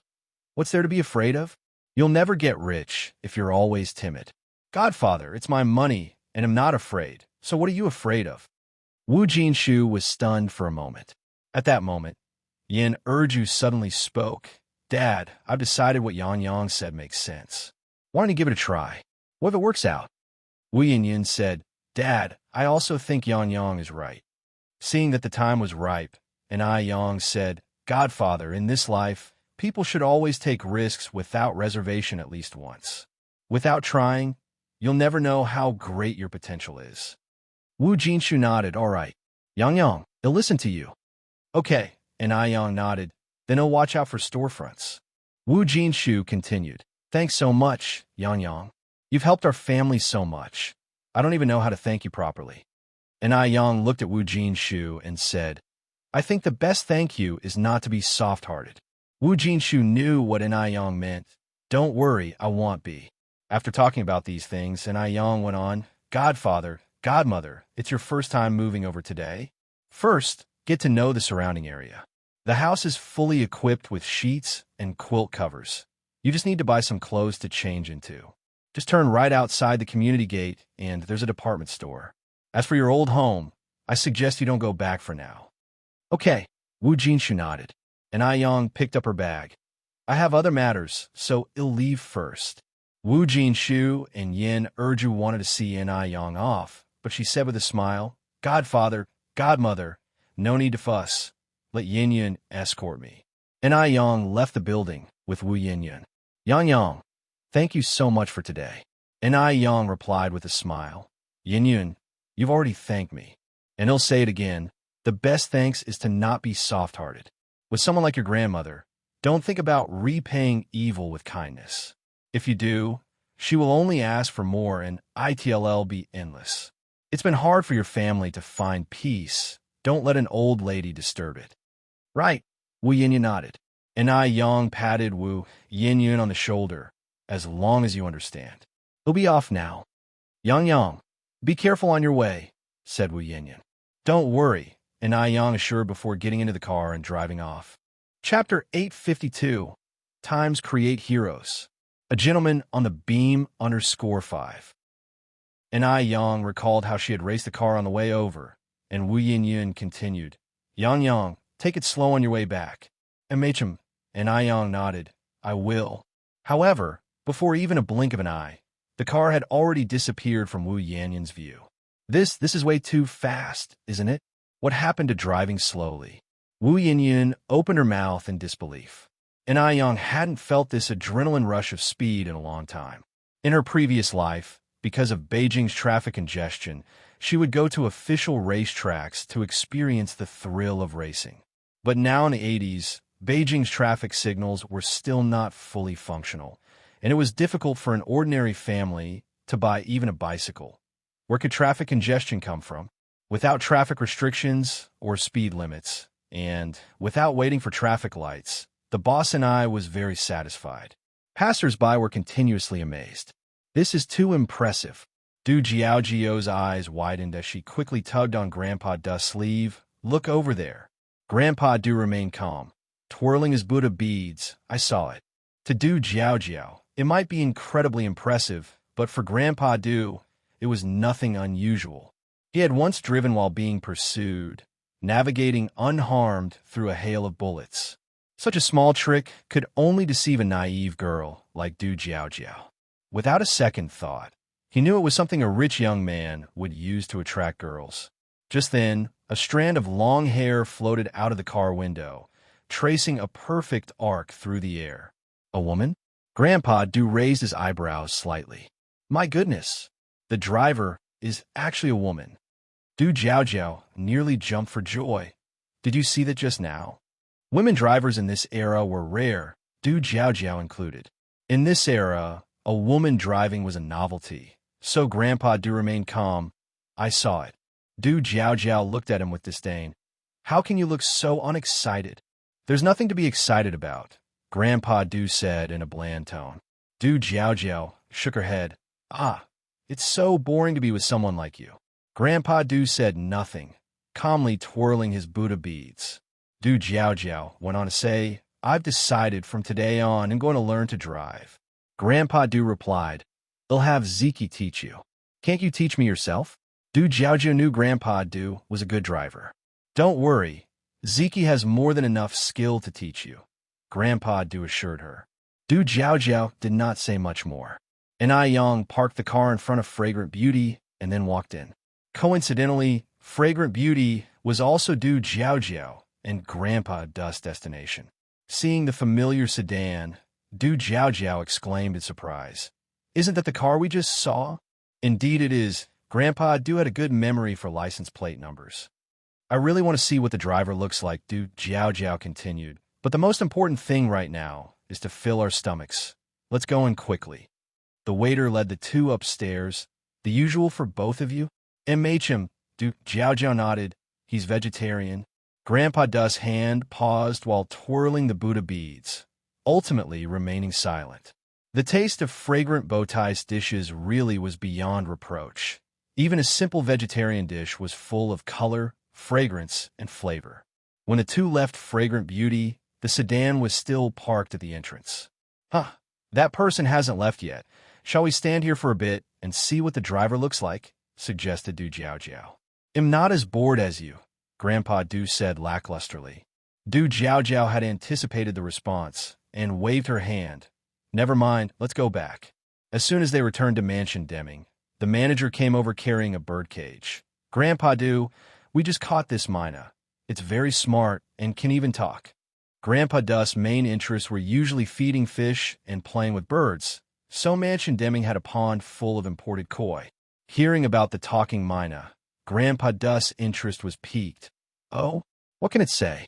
The manager thought for a moment, then said, I think it's Inging? Yes, that's it. Inging. Just then, the bird in the cage thrashed its wings fiercely and snapped. Son of a bitch! Son of a bitch! At this, the manager's face showed an embarrassed expression. It really was saying Inging just now. Grandpa Du said, let it go. Chapter 853. Times Create Heroes. A gentleman on the beam _6. The steward was taken aback. Master Du twirled the Buddha beads. This Mina bird's feathers shine brightly, and it chirps crisply. Clearly it has been domesticated. Aren't you afraid its owner will be worried, now that you've captured it? The steward continued. I figure this Mina must have sneaked out by itself. A bird like this, kept in captivity for a long time, and suddenly set free outside, has absolutely no survival skills. If released, it wouldn't only fail to find its way home, but might also face the risk of starving to death. The Mina in the cage, as if understanding the steward's words, started calling out desperately. Son of a bitch! Son of a bitch! Master Du nodded. You have a point. Let's keep it then. This Mina was indeed amusing. He had raised many birds, including parrots and minas, but never had he seen a bird that could curse. Master Du, with his right hand still holding the Buddha beads, flicked the birdcage. Be good. With these two mild words, the previously agitated Mina calmed down instantly. Its feathers, which had been standing on end, gradually relaxed as it shrank into a corner, trembling. But as soon as Master Du turned away, the previously silent bird became fierce again, yelling, Son of a bitch! Son of a bitch! Master Du glanced back slightly, starve it for a meal. Okay. The steward nodded. This time, the Mina in the cage dared not make a fuss anymore. Realizing that preserving its own life was the priority, its expression was particularly aggrieved. The steward chuckled, saying, It seems to understand us. Yang handed over the storefront matters to Gulanji. Gulanji had wide connections in Beijing, and for her, renting a storefront was a minor matter. After that, Yang discussed some other matters with her, and by the time she returned to the Zheng family, it was already past 8 at night. It had truly been an exhausting day. Yang took a luxurious rose oil bath and went to bed. The next morning, the first thing Tsuhua said to Yang was, Yang, Duo might be lost. Duo is lost. Yang frowned slightly. Tsuhua nodded and continued, I haven't seen Duo since yesterday afternoon. Last night, I specifically left a window open for it, but it didn't return. This was quite strange. Although Duo was free-range, it used to come home several times a day, and it rested at night in the artificial tree inside the villa. Yang continued, Did it go back to Jinghua village? Duo was a nostalgic bird, and occasionally flew back to Jinghua village for a visit. No. So I shook her head. I just called her in and she said she hasn't seen Duo return. Yang picked up a bun. Then I'll go look for it. Where will you look? Tsuehua asked. They'll check the nearby park, Yang replied. Walking out of the Zheng family, Yang ate the bun while calling for Duo. Duo, although a bird, was smart and understood human nature. Whenever she called its name, as long as it heard her, no matter the distance, it would fly to her. But this time, Yang almost shouted herself hoarse and still saw no sign of Duo, not even in the nearby park. Could it really be lost? Yang's face turned pale, and suddenly, the bun in her hand lost its appeal. When she first brought Duo home, it was just a little bird with barely grown feathers. She had struggled to raise it, dealing with its mess until it had grown, and now it was lost. Duo, chirp! Just then, a black shape flew toward her from a distance. It was Duo, and Ai Yang breathed a sigh of relief. But as the dark figure approached, she realized it wasn't Duo after all. It was just another mynah bird that looked exactly like Duo. Yet from Ai Yang, the seasoned mother's perspective, this mynah was a bit uglier than Duo. Duo would always be the most beautiful child in her eyes. Tweet. This mynah bird had been circling above Ai Yang's head, and Ai Yang just realized that this bird was one of Duo's many flings. As a womanizer of the bird world, Duo had brought quite a few female mynah birds home for a free meal. And Ai Yang was particularly impressed with this mynah bird because of its unique claws. Do you mean to tell me you know where Duo is? Tweet. The mynah bird flapped its wings, turned direction, and flew off, glancing back at Ai Yang as it went. Ai Yang immediately started running to keep up. Fortunately, Ai Yang was in good shape and didn't feel tired even after running 2 or 3 kilometers. Tweet. The mynah bird stopped in front of an ancient-looking mansion. Is Duo in there? Ai Yang asked. Tweet. Then he'll knock on the door. The mynah bird continued to hover above Ai Yang.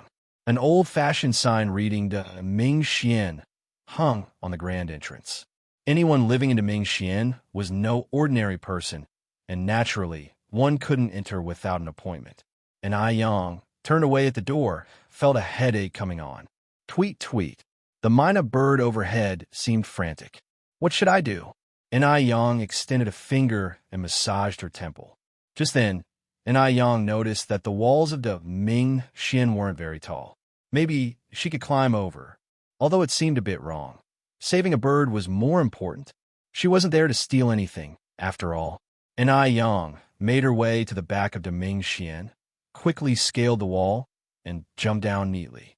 Due to unfamiliarity with the terrain, the spot she chose to land was right by an arch door, and just as she landed, someone happened to be passing by.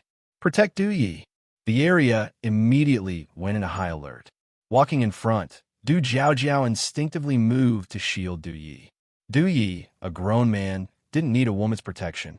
Pushing Du Jiao aside, he stepped forward. When Ai Yang saw Du Yi, she thought she was seeing things, huh? Am I seeing things? If I had known this was your place, I would have come through the main entrance.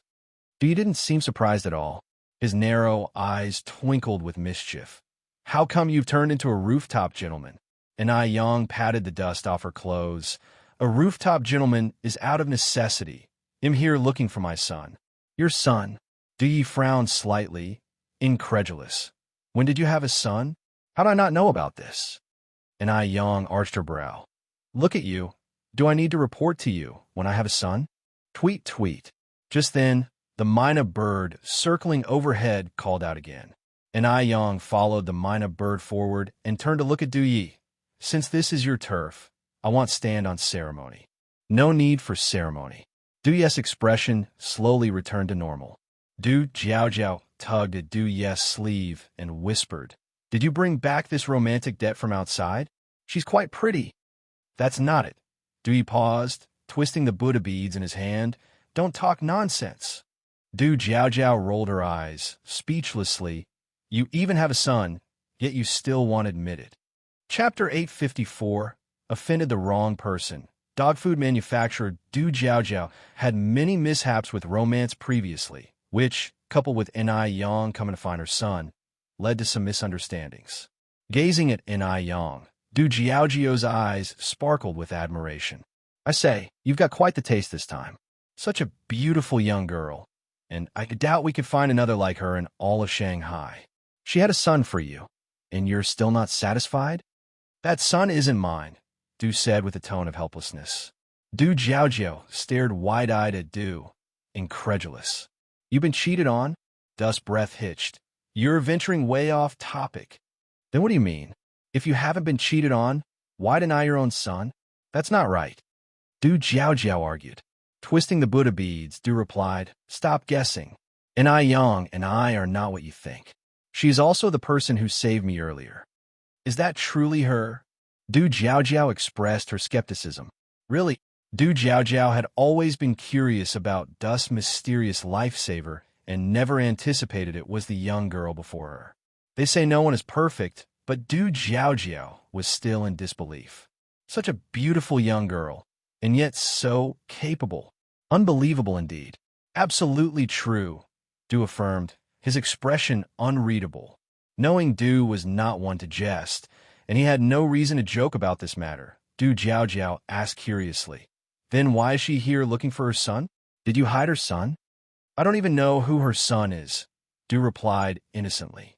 Looking towards N.I. Yang, Du Jiao Jiao remarked, "Not to mention this young lady is really beautiful. No wonder you compared her with Change last time.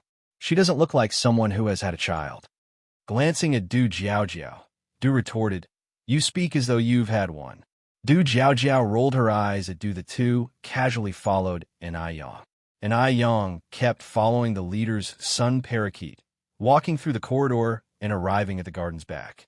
Seeing how earnestly N.I. Yang was searching, Du Jiao Jiao elbowed Du. "We didn't really hide her son, did you?"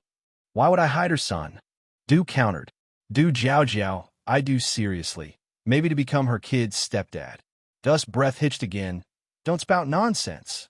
Du Jiao Jiao's face was alight with teasing. "I guessed it, didn't I? You think you can read minds?" Du said calmly while twirling his Buddha beads. Du Jiao Jiao continued, "Getting to marry such a pretty girl, even if it means being someone's stepdad, wouldn't be a loss." This time, Du didn't respond. He knew Jiao Jiao too well. If he kept responding, Jiao Jiao would never stop teasing. "Are you admitting it?" Du Jiao Jiao nudged Du again. Du remained silent. Du Jiao Jiao scoffed lightly. N.I. Yang had searched around in the garden and hadn't found Duo. "Miss, did you find your son?" Du Jiao Jiao approached. "Need any help?" "Thank you." Before N.I. Yang could finish, a crisp voice filled the air. Yang, Duo. N.I. Yang's face lit up. Hearing N.I. Yang's response, Duo called out even more joyously, Yang. The sun parakeet spiraling above N.I. Yang's head seemed extremely excited, chirping non-stop. "Who's talking?" Du Jiao Jiao scratched her head, looking at N.I. Yang. "Your son." "Yep." N.I. Yang nodded, her gaze catching a middle-aged man walking towards them with a birdcage covered by a black cloth. Yang. N.I. Yang approached the middle-aged man. "Excuse me, sir. May I take a look at what you're holding?" The middle-aged man paused, about to ask who N.I. Yang was, but Du interjected, "Open it for Miss N.I. to see." Having lived in this place for so long, Du had never brought any woman other than Du Jiao Jiao here. N.I. Yang was most likely the first. The middle-aged man promptly lifted the black cloth over the birdcage, and Duo was ecstatic. Yang. Seeing Duo inside the cage, N.I. Yang breathed a sigh of relief. Duo. Du Jiao Jiao was stunned. She had never imagined N.I. Yang's son would be a bird. She had genuinely thought N.I. Yang had a real son. Why was he still locked up? N.I. Yang said as she began to open the birdcage. Why was he let out? Before the middle-aged man could speak, Duo flew directly to N.I. Yang's shoulder, rubbing his small head against her chin incessantly. Yang. Chapter 855. Offended someone who should not be offended. Dog food manufacturer _2. She looked as though she had a belly full of grievances to express. Fine. So it turns out this is someone's bird. What more could he possibly have to say about it? And Ai Yin chuckled and said, All right, I know you've been wronged. Just wait. Mommy will avenge you. Is this a call to arms? Master Dust's brow twitched, and he tried to keep his tone even as he said, This is your son? Before an Ai Yin could answer, Duo spread his wings, looking ferocious as he scolded. You little bastard. This bird was definitely relying on humans now. If it had been before today, Duo would have been as scared of Master Du as a mouse is of a cat. How could he dare to act this way? Master Du and I Yin smiled and said, "That's just the way he is. Don't take it to heart. But tell me, how did you manage to catch him and lock him up?"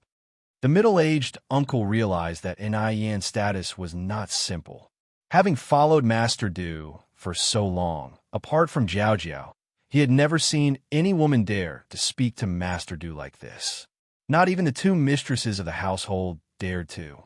"Miss and I, this has nothing to do with Master Du." Seeing that the Mina could talk, and knowing Master Du likes to tease birds, I took it upon myself to catch it. Master Du actually wanted to release it, but I said that birds raised in captivity can't survive in the wild, and Master Du was afraid it would starve. So, and I nodded, "I see, but you can rest assured. Our duo is free range, and his survival skills are very strong. He won't starve even if he isn't fed for 10 days. Master Du chimed in timely. "Your son is named Duo? Well taught." And I nodded. "Come, son, let's greet Master Du, you little bastard." Master Du and I smiled lightly. "Don't be fooled by the fact that Duo is only a bird. He's actually very smart and understands human nature. Master Du, he should curse. He's blind. He acknowledges it. He should have realized earlier that Duo wasn't calling for Yang Yang." Jiao Jiao found this amusing. The girl was outright with her insults. When had the illustrious Master Du of the 10-mile foreign district ever been scolded to his face like this? And yet, the person in question could only swallow the slight.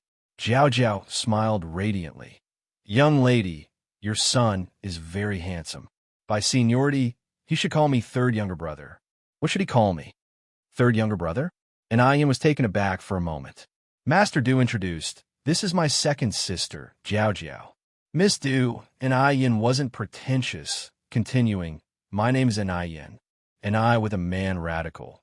Yin, as in jade, becomes warm and produces smoke under the sun."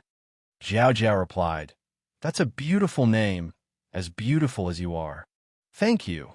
Miss Du, Jiao Jiao continued, "I've heard from my second brother that you are his savior. If anyone should be thanking, it should be me thanking you. Don't be so formal with me. I'm a few years older than you. Just call me sister." And I smiled lightly. "Master Du has already thanked me. Sister Jiao Jiao, you are too kind." The girl wasn't affected or coy, and her forthright personality was very appealing to Jiao Jiao. "Then I'll call you Yang Yang," Jiao Jiao said. And I nodded. "Okay." Jiao Jiao went on. "What do you feed your bird? He's so obedient.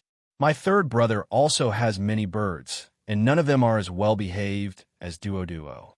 And I said, "Actually, there's no secret.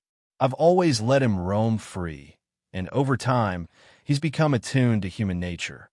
"Oh, is that so?" Jiao Jiao said, naturally linking arms with an I. "By the way, Yang Yang, you don't look very old." 19, and I replied. Jiao Jiao smiled. "No wonder your skin is so good, so white. I'm getting old. I feel like an old lady compared to you." And I said, "Having good skin is because of choosing the right skincare products. It has nothing to do with age." "Skincare products?" Jiao Jiao frowned slightly. "I use imported skincare products, and they don't do much." "Yang Yang, what brand do you use?" And I looked up at Jiao Jiao, and then said, "Sister Jiao Jiao, I suppose you have oily skin?" "What's oily skin?" Jiao Jiao asked. Oily skin means that there is an excessive buildup of sebum on the face, causing the pores to become clogged and prone to pimples and acne. Before Yin could finish her sentence, Jiao Jiao, as if she had found a confidant, eagerly continued, Yes. Yang Yang, you are so right. My skin is prone to acne." Chapter 856. Offended someone who shouldn't have been offended. Dog food manufacturer _3. As she finished speaking, Du Jiao Jiao continued, "But Yang Yang, how do you know all this?" And I Yang replied with a smile, "Because I love beauty and like to fiddle with things." Sister Jiao Jiao, I suggest you use the Bingji Yufu Hydrating Skincare Set, which not only hydrates, but also has whitening and oil control effects. Bingji Yufu? Du Jiao Jiao furrowed her brows slightly. "I seem to have heard of this brand. It's made in China, right?" And I Yang nodded her head. Du Jiao Jiao said with a smile, "Can domestic skincare products really compare with imports?" At that time, China was still developing, so it was normal for Du Jiaojiao to look down on domestic products. Although Bingji Yufu was very popular, its sales relied on loyal customers, and it was still hard for new customers to accept it. After all, at that time, all the good stuff was imported from overseas, like refrigerators, washing machines, window air conditioners, and so on. In later years, you could still feel the prestige of imported goods, things like foreign shovels, nails, cement, and grease mentioned by the older generation. And Ai Yang's lips curve in a faint smile. You can't be too absolute about everything. Sometimes foreign goods aren't necessarily better than our Chinese products. It's just that people are used to imports and unwilling to try new things. Du Jiaojiao didn't take Ai Yang's words to heart and casually nodded. You make some sense. I'll definitely try Bingji Yufu when I get a chance. As soon as she finished speaking, Du Jiaojiao continued. Yang Yang, you're still in school, right? And Ai Yang nodded. Yes, I'm in my senior year now, and the college entrance exam is coming up in July. The 80s were different from later years. In later years, the college entrance exam was in June, but in the 80s, it was in July. 19 and still in senior year? She must have repeated a few years, right? It seems that my younger brother's lifesaver isn't very smart. Du Jiaojiao gave Ai Yang a thoughtful look, but said nothing. While the two of them were chatting, Grandfather Du just stood silently to the side. He marveled inwardly at how amazing Du Jiaojiao was. She hadn't known Ai Yang for long, yet she had managed to find out so much about her. He had spent an entire night alone with Ai Yang and still didn't know her as well as she did. After chatting for a while, Ai Yang suggested it was time to say goodbye. Du Jiaojiao, arm in arm with Ai Yang, said, Yang Yang, don't be in such a rush to leave. It's almost time for lunch. You should eat with us before you go. Ai Yang replied with a smile, Sister Jiaojiao, you're being too polite. When I went out to look for Duo earlier, my mom specifically instructed me to hurry back once I found Duo. If I don't return soon, she might really think Duo is lost. Upon hearing this, Du Jiaojiao no longer insisted on keeping Ai Yang, and added, We've just arrived in Beijing and don't have any friends here. Yang Yang, if you have time, come and keep me company for a chat. Sure, Ai Yang nodded. They'll head back first then. Grandfather Du walked Ai Yang to the door. Duo, say goodbye to Mr. Du, little bastard. Duo was still fuming. Duo, Ai Yang patted its head. Don't be so impolite. Grandfather Du, however, was calm, a smile playing on his lips. Why bother with it? Besides, this was all my fault to begin with. I should be the one apologizing to it. Ai Yang said, smiling. You shouldn't say that. This little guy is always pushing its luck. He'll be going now. Immerse. Grandfather Du nodded slightly. Be careful on your way. Just as Ai Yang turned to leave, Grandfather Du called out, Wait a moment. What is it? Ai Yang looked back.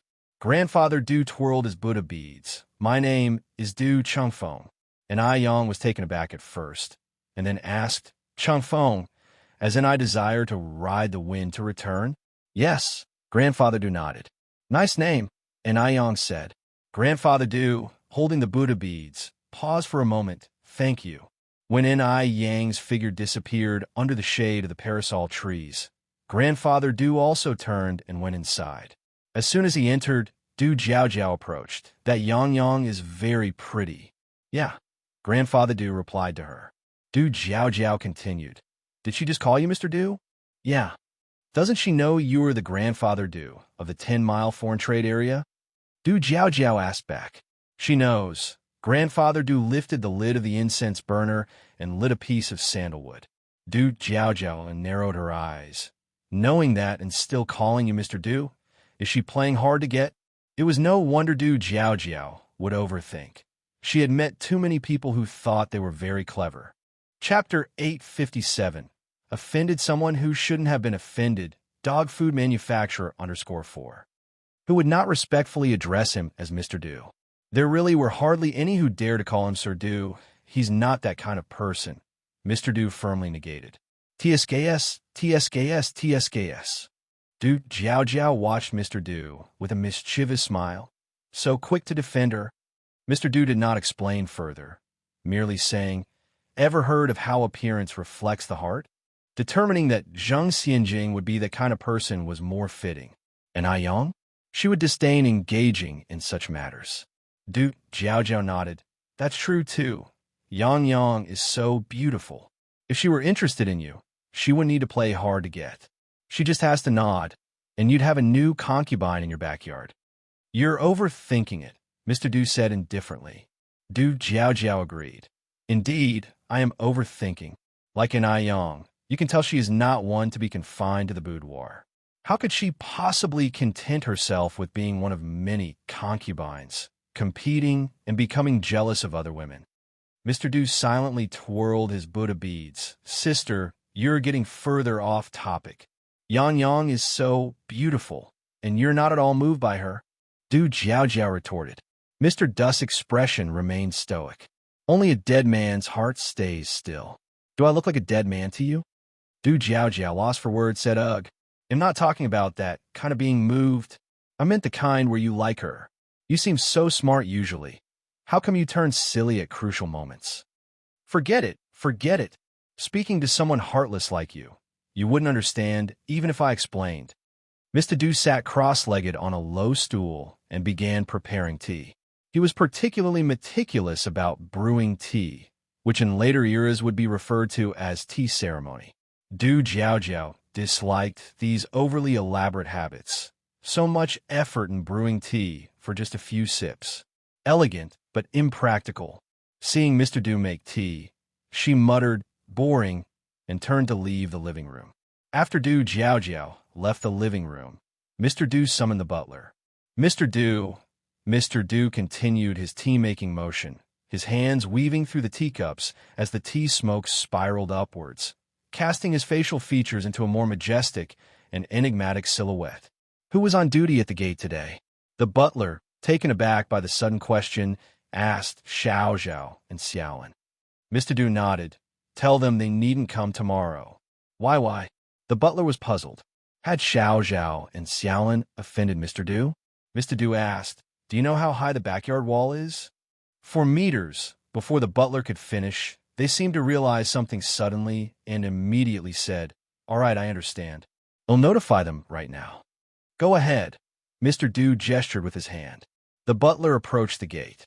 The grand gate of Deming Pavilion had an imposing appearance. Even the gatekeepers found it dignified. When the butler told them they needn't come tomorrow, Xiao Zhao and Xiao Wu were startled. Butler, what did we do wrong that you're firing us? The butler patted Zaizao's shoulder. It's because you offended someone you shouldn't have. What? Xiao Zhao blurted in dialect. Who did we offend? The butler continued. The young girl Mr. Du personally saw off just earlier. After saying this, the butler sighed and then added, You should feel lucky that you didn't fracture the young lattice leg today, or you'd really be in a mess. A fall from a 4-meter-high wall could potentially lead to fatal accidents. Xiao Zhao and Xiaolin felt wronged. How could they have known that girl had such significant backing? Seeing their thoughts, the butler said, All right, don't feel too wronged. Hey, Race, 3 months of your salary as compensation. You don't have to come tomorrow. Start looking for a new job. Finding a new job was easy, but finding one with a salary as high as before was difficult. The two accepted the money from the butler with frowns on their faces. Enai Yang brought Duo back to the Zheng family. Little Enai Yun was overjoyed, incessantly asking Duo, Were you last night? I missed you so much. After returning, Enai Yang relayed what happened with Wu Yinyun to Enai Cuihua. Upon hearing this, Enai Cuihua's face changed. Is Yinyun really the second girl? The few abandoned children hadn't been given names yet, so Enai Cuihua simply called them second girl, third girl, fourth girl, and little Enai Yun ranked 5th. Chapter 858. Offended someone who shouldn't have been offended. Dog food manufacturer _5. Enai Yang nodded. It's very likely. I've already sent the sample for testing. 3 months later, we'll know the results, and the truth will be revealed. Firstly, Wu Yanyun's age matches with my second sister, and then she doesn't resemble the Wu couple, And the location also matches since they too are from Haiqing. And Siwa wiped her tears. No wonder I felt the child looked familiar. So she's indeed Erniu. And Yang continued. Mom, it's just a suspicion for now. Nothing's certain. Let's wait for the test results, and don't get your hopes too high. The higher the hopes, the greater the disappointment. If it turns out to be a misunderstanding, and Suehua would be devastated. And Yang needed to prepare precautionary measures. Upon hearing this, and Suehua calmed down a bit and then asked, Where are they living now? I want to go see them. And Yang replied, They live in Building 78, Guichang Garden, but I think you shouldn't disturb them for now. Let's wait until after the test results are out. Can I just take a quick peek without them noticing? And Suehua asked. And Yang hesitated. How about this? Uncle Wu's construction company will be launching soon. You can visit then. By that time, I will have recognized them as my godparents. Okay, and Suehua nodded. Time swiftly passed, and in the blink of an eye, 7 days had gone by. During this time, and Yang was studying the 13 ghost points technique while also helping Wu Jinshu lease a storefront. Wu Jinshu was busy decorating the storefront. One morning, Dr. Jiang came with his medical kit to check on grandmother Zheng's health. After the examination, Dr. Jiang smiled and said, Qing, I think you won't need me anymore. Why? Grandmother Zheng asked. Dr. Jiang replied, Because you have fully recovered. It's really miraculous. Ever since your granddaughter's returned, your health has improved daily. She truly is the lucky star of your family. Grandmother Zheng smiled. I think you're absolutely right, Xiaoyan. Ever since I met them, I feel no illness at all. Dr. Jiang looked around. Seeing no one was nearby, he lowered his voice. How are Tingting and Lingling getting along? Any discord? None, Grandmother Zheng replied. They get along just like biological sisters, and even the children interact well together. This was something Grandmother Zheng was very pleased about. In ordinary families, such harmony might not be possible. Although last time, Zheng Xianjing was suspected of impersonating Mr. Dust's lifesaver, she had sincerely apologized, and that issue was now resolved. Dr. Jiang nodded. That's good. Tingting and Lingling are blood-related cousins, and their getting along so well is within my expectations. After speaking, Dr. Jiang continued. Qing, you now essentially have 2 daughters. Have you thought about how you will divide the inheritance? Grandmother Zheng smiled. I've always been fair and won't favor one over the other. Although Lingling is not my biological child, she is no different from my own. I've said it before, when the time comes, it will be half for each child. Upon hearing this, Zheng Lingling, who was about to approach, stopped in her tracks. Half for each. This damn old woman really had the nerve to say it. If she had said a 20-80 split, Zheng Lingling would have accepted without a word. But now was a 50-50 split. She had spent nearly half her life taking care of these 2 people, and Suehua, had only returned a few days ago. What right didn't Suehua, have to share the Zheng family's wealth equally with her? Even suggesting a 20-80 split was her being generous. In her opinion, the Zheng family's wealth should not go to Suehua at all. Dr. Jiang replied, That's certainly a fair approach, but will your Tingting agree? After all, you are her biological mother. Would she be willing to share equally with Lingling? Grandmother Zheng smiled. Don't worry about that. Tingting is a good child. She doesn't care about the part she gets. Dr. Jiang responded, That's good. Zheng Lingling's features contorted. And Suehua is a good child?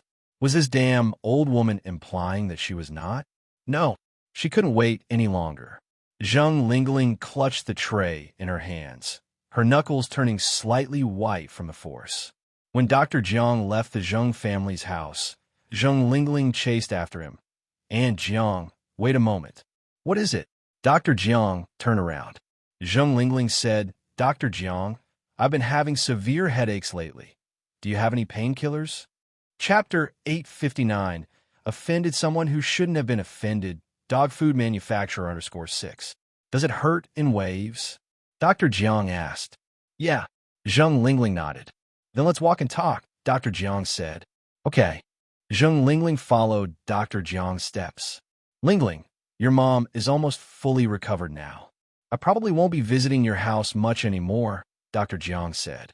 That's soon. Zheng Lingling frowned slightly. Dr. Jiang nodded. It's a good thing that your mom is getting better. Zheng Lingling then said, please give me the painkillers quickly. Dr. Jiang searched through her box and found a box of medicine. Remember, 2 pills a time. Okay. Dr. Jiang continued. Today your mom said she would leave you half of her estate. What do you think? The mention of this made Zheng Lingling angry. All these years, I have been the one by her side. But when it comes to dividing the property, she sure doesn't forget her biological daughter. Dr. Jiang frowned. If she has promised to leave you half, it makes sense. After all, blood is thicker than water, and bones may break, but the sinews still hold. I'm afraid. Auntie Jiang, what do you mean? Dr. Jiang went on. I've been sisters with your mom my entire life. There were no secrets between us. But ever since Ting Ting returned, she hasn't been as open with me as before. Zheng Lingling asked impatiently. Auntie Jiang, what do you mean by that? Dr. Jiang said, like the paternity test and the fact that N.I. Yang knows medical skills. She paused, then continued. But Lingling, don't worry too much. N.I. Yang is a doctor, sure, but she practices traditional Chinese medicine. It has nothing to do with mental health. Zheng Lingling nodded. She wasn't worried about N.I. Yang. Just a teenager. How skilled in medicine could she be? Dr. Jiang continued. I suspect your mom is deceiving me. She doesn't really want to divide half of the property with you. After all, you're not her biological child. She wants to leave all the wealth to her biological daughter, which is natural human sentiment. Zheng Lingling bit her lip. What should I do then? Everything in the Zheng family was hers. She was not willing to be so easily robbed. Dr. Jiang took out another box of headache pills from her medical kit. Some things are better dealt with sooner rather than later. Don't underestimate a headache as a small issue. If it drags on for long, it can turn into a big problem. Life is unpredictable. Who knows what might happen tomorrow? Zheng Lingling took the box and nodded solemnly. Got it, Auntie Jiang. I understand. Today was the grand opening of Wu Jinshu's construction company. The name of the construction company was chosen by N.I. Yang. Zhanghua Construction Company, Limited. As the sole investor, N.I. Yang, of course, couldn't miss the opening day. At 8 in the morning, N.I. Yang and N.I. Suihua arrived at the company on time. The more N.I. Suihua looked at Wu Yinyun, the more she felt Wu Yinyun was her second daughter. Her eyes began to moisten. How hard it must have been for her to grow up so big, being thrown away so young. Poor child, she hadn't even had the chance to drink milk since she was little. Wu Yinyun noticed N.I. Suihua kept looking at her and feeling somewhat embarrassed, said, Auntie, do you have something you want to tell me? Nothing, nothing. N.I. Suihua immediately came back to her senses. I was just deep in thought. The opening ceremony was simple. They set off firecrackers and cut a ribbon. There was only a month left for exams, so after cutting the ribbon, N.I. Yang didn't idle either, rushing to school nonstop. She had 2 exams that day. By the time she left school, it was already after 5 in the afternoon. N.I. Yang slowly walked on the road, her shadow elongated by the setting sun. Just at that moment, screech. Suddenly, a sound of tires abruptly halting filled the air, and by the time N.I. Yang looked up, a black sedan was already calmly stopped in front of her. Whose car is this, so thoughtless? N.I. Yang was just about to kick it when the car door swung open, and a tall and upright figure emerged, with the dying light of the sunset shrouding his features, making them somewhat indistinct. N.I. Yang was momentarily stunned before she could react, and by then she was already seized by an imperious force. Yang. He buried his head in her neck and deeply inhaled the lingering scent of her hair. Brother Mo. N.I. Yang wrapped her arms around him. Thinking about it, it had been almost half a year since she last saw Mo Chishan. Ouch. After hugging for a bit, N.I. Yang pushed him away with her hands, expressing her disdain. Brother Mo, how long has it been since you shaved? Did it hurt you? Mo Chishan looked worried. Only then did N.I. Yang notice the blue stubble on his chin, adding a bit more manliness to his appearance.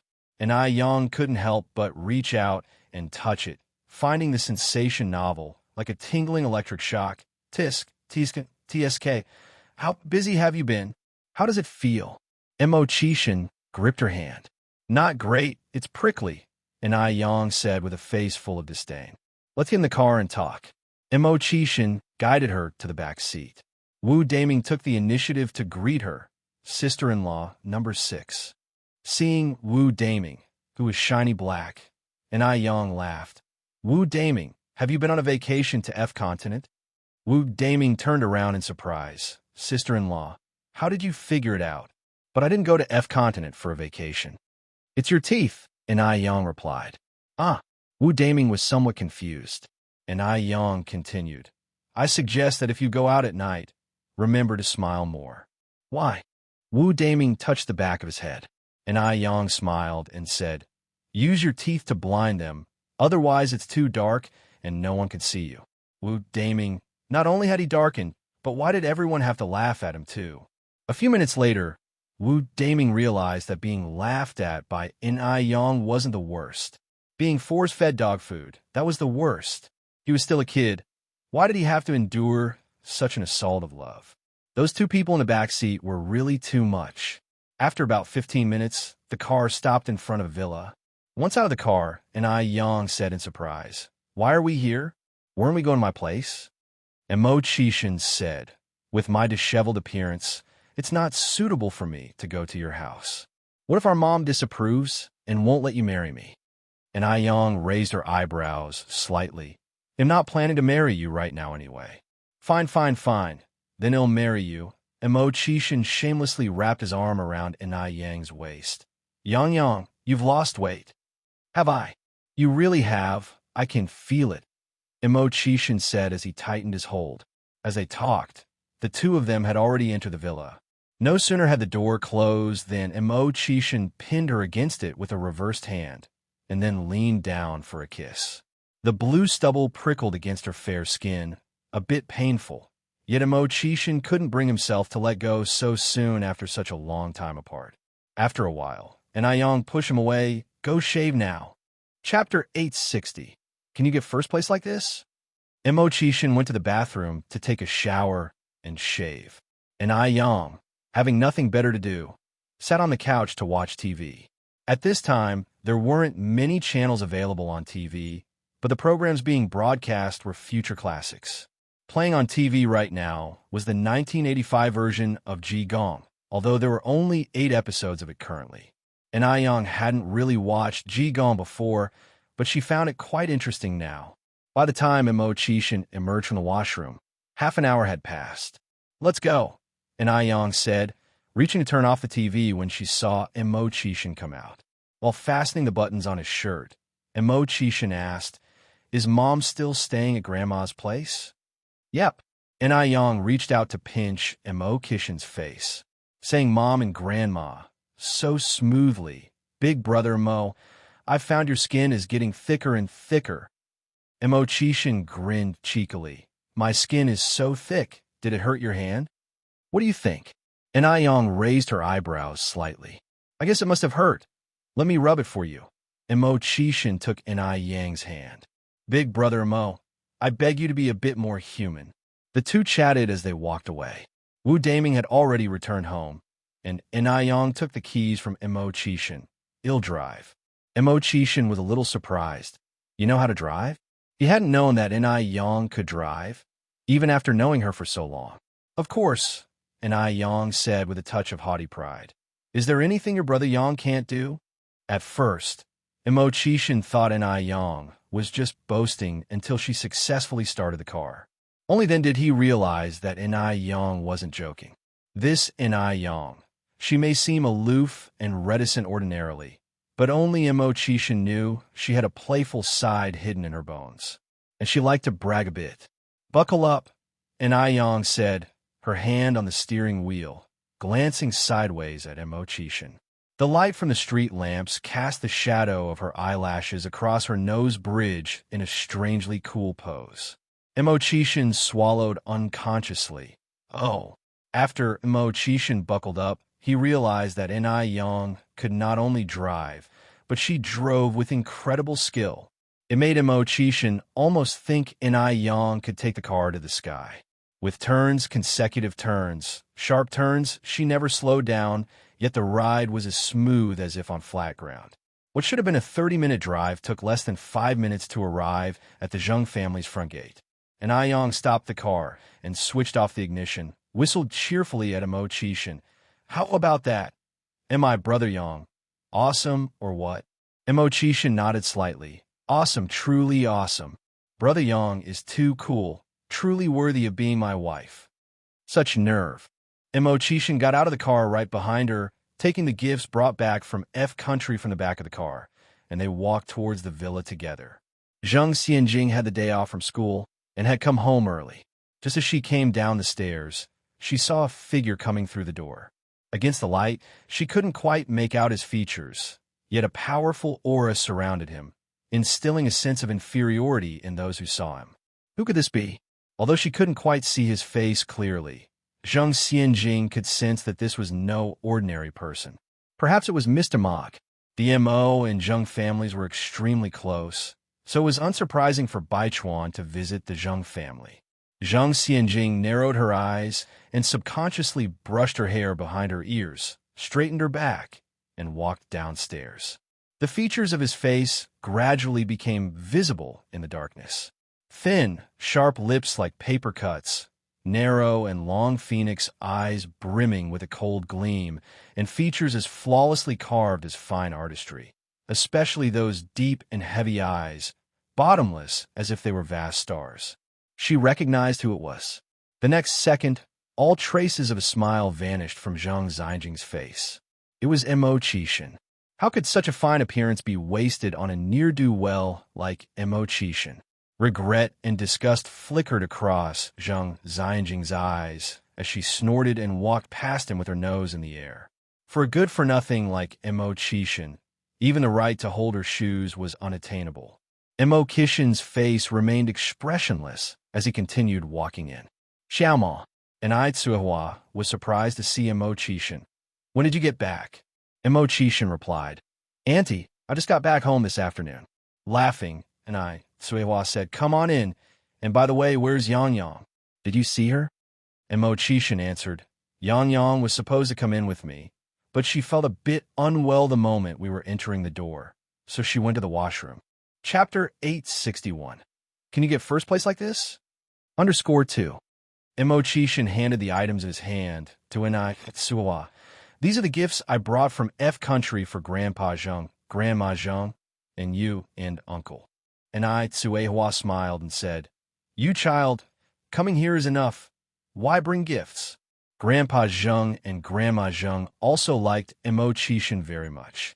Although Immerse's reputation wasn't good, he was truly good to Yang, and, based on their understanding of him over time, Immerse wasn't as difficult as the rumors suggested. As long as Yang had no objections, neither did they as the elders. Soon after, Yang walked in from outside. That evening, after Immerse had some drinks, Yang drove him home. This time she didn't speed, but drove leisurely. The car didn't have the air conditioning on, all the windows were down, and a gentle breeze flowed in, making it pleasantly refreshing. While driving, Yang started discussing Wu Yinyun with Immerse. Immerse said, "If she really is your second sister, then your third and fourth sisters must still be around too." Yang nodded hopefully. "By the way, tomorrow is Sunday. I just recognize Yanyun's parents as my godparents, so how about I take you to visit them tomorrow?" Sure. Despite the slow speed of the car, it didn't take long to arrive at the Mo family's house. Since they were already there, Yang went in with Immerse, planning to greet Mr. and Mrs. Mo, seeing Yang. Mr. and Mrs. Mo were very happy. Yang is here. Come in, come in.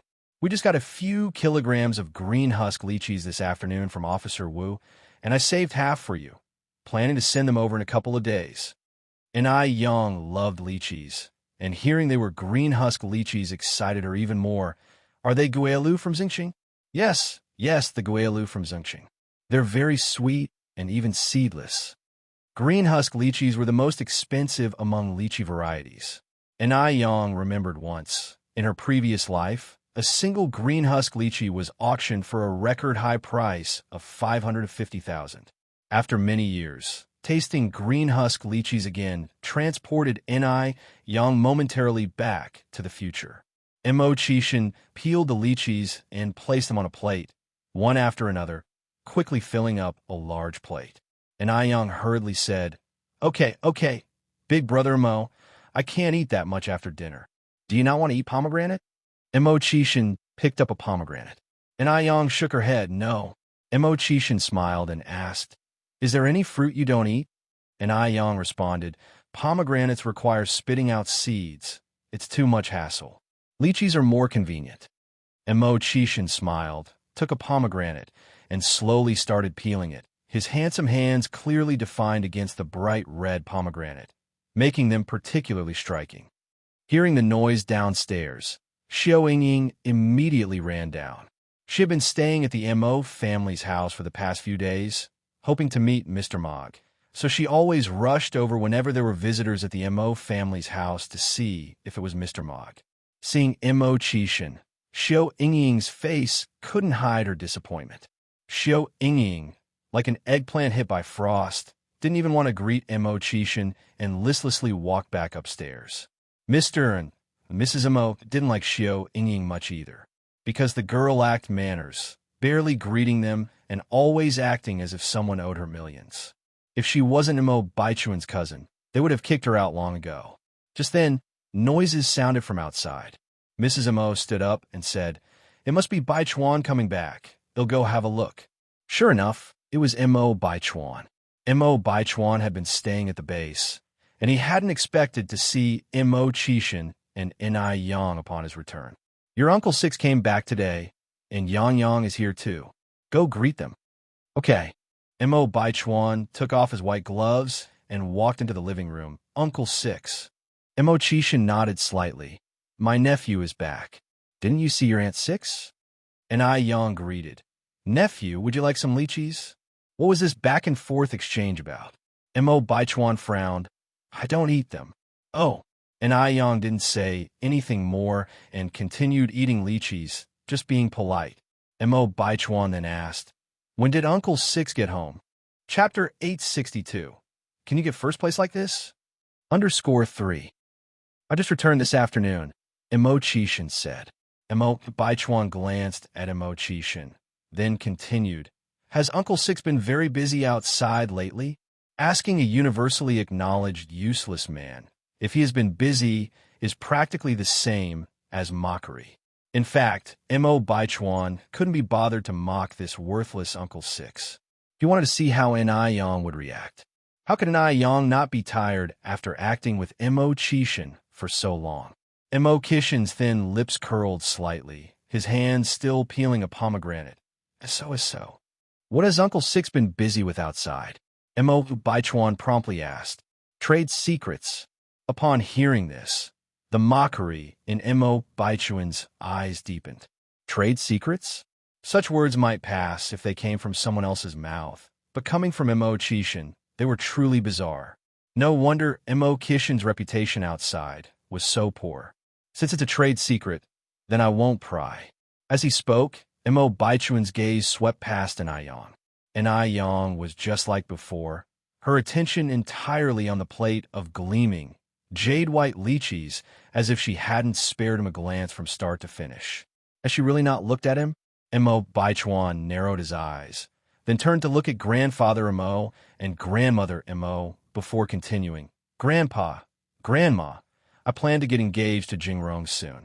As Grandfather Mo was drinking tea, he sprayed out all the tea in his mouth upon hearing this. What did you say? Grandmother Mo was also startled. Baichuan, marriage is no trivial matter. You can't just do whatever comes to your mind. Mo Baichuan was also at the age suitable for marriage and having children. Under normal circumstances, hearing such news, the two elders would certainly be very happy. But now, they couldn't be less happy. After all, Mo Baichuan's intended fiancée was Zhao Jingrong. The outside world knew that Zhao Jingrong was once Mo Chishan's fiancée. If Mo Baichuan really got engaged to Zhao Jingrong, What would the outside world think of the Mo family? Mo Baichuan then said, Jingrong and I have been together for such a long time. I know she's a very good girl, so I want to settle the matter sooner rather than later. Claiming the engagement was a spur-of-the-moment decision. He wanted to provoke Yang. Upon hearing he was to get engaged to Zhao Jingrong, Yang definitely couldn't hold back. Grandfather Mo wiped his mouth with a tissue. Baichuan, calm down. Zhao Jingrong is not a good match. Mo Baichuan looked up at Grandfather Mo. Grandpa, Jingrong is my girlfriend. I know better than you whether she's a good match or not. In the time Mo Baichuan had spent with Zhao Jingrong, she was gentle, considerate, kind of very qualified girlfriend. Grandfather Mo sighed. Grandmother Mo hesitated, then spoke. Baichuan, Zhao Jingrong, she used to... Are you trying to say that Jingrong was once Uncle Hex's fiancé? Mo Baichuan said. Yes. Grandmother Mo nodded. You know that's good. All these circumstances, I need not say more. You should be very clear, right?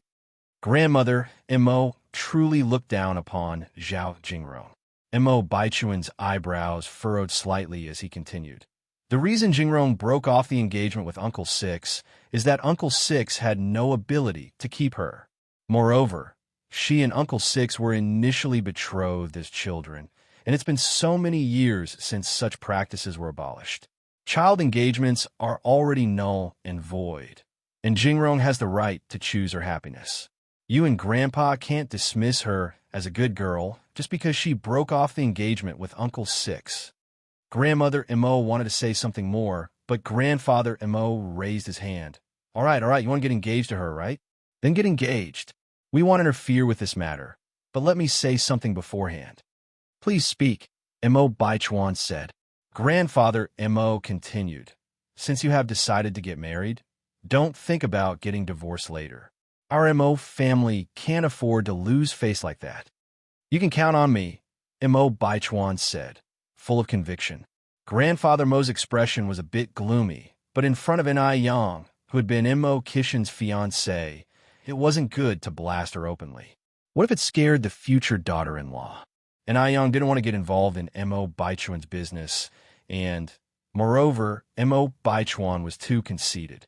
If she stayed any longer, he would likely get the wrong idea again, so she proposed to leave. Besides, she wasn't suited for staying in such a situation. It'll take you, Mo Chishin said, packing the peeled pomegranate into a bag. Leaving? Mo Baichuan looked up at Yang. Was Yang feeling jealous, so she decided to leave? Chapter 863. Can you get first place like this? _4. So, was Yang's next step to figure out a way to sabotage his engagement with Zhao Jingrong? Watching Yang's retreating figure only made Mo Baichuan more determined to get engaged to Zhao Jingrong. Although he had not discussed the engagement with Zhao Jingrong, he knew she would definitely not object. After all, Zhao Jingrong was so infatuated with him. Zhao Jingrong and Yang were the same kind of person, yet they were also different. At least Zhao Jingrong dared to admit her feelings, while Yang refused to openly acknowledge hers, only resorting to underhanded tactics behind the scenes. But for some reason, he still found his gaze involuntarily drawn to Yang. Sometimes, Mo Baichuan felt like he was being unfair to Zhao Jingrong, because he had always been using Zhao Jingrong. He wanted to use Zhao Jingrong to expose Yang. Mo Chishin walked Yang to the door. Yang, let me drive you back. I'm not comfortable with you going alone. Yang laughed. Brother Mo, I brought you here, then you drive me back, and then I bring you here again, back and forth like this. Do we even need to sleep tonight? Mo Chishin handed the bag he was carrying to Yang. Then take this. What's this? Yang was curious. It's pomegranate. I've peeled it for you, Mo Chishin said. Yang declined. I don't want it. Even though you've peeled the skin, there's still seeds inside. Too lazy to eat. Yang really liked to eat fruit, but she was particularly lazy. Fruits with lots of seeds like watermelon and pomegranate she didn't want to bother with. Spitting out seeds was too much trouble. Mo Chishin laughed. I've removed the seeds inside as well. And Ayong was surprised. Really? Really? And Ayong fished out a pomegranate seed from the bag and tried it. Oh my gosh. Brother Mo, you're amazing. How did you peel it like this? She never knew that pomegranate could be seedless. And Mo Chishin humbly replied, Actually, I didn't know how before either. It was all thanks to the boss' good training. On finishing, he continued, Boss, I've done such a great job. Don't you want to reward me? And maybe give me a kiss as well? How about I give you a slap as a bonus? And Ayong raised her eyebrows slightly. And Mo Chishin. The next day, Ayong took Mo Chishin to the Wu family. Mo Chishin was very adept at handling situations. Knowing the Wu family had many children, he specifically bought a lot of White Rabbit creamy candies and teddy bear biscuits, as well as several cans of milk powder.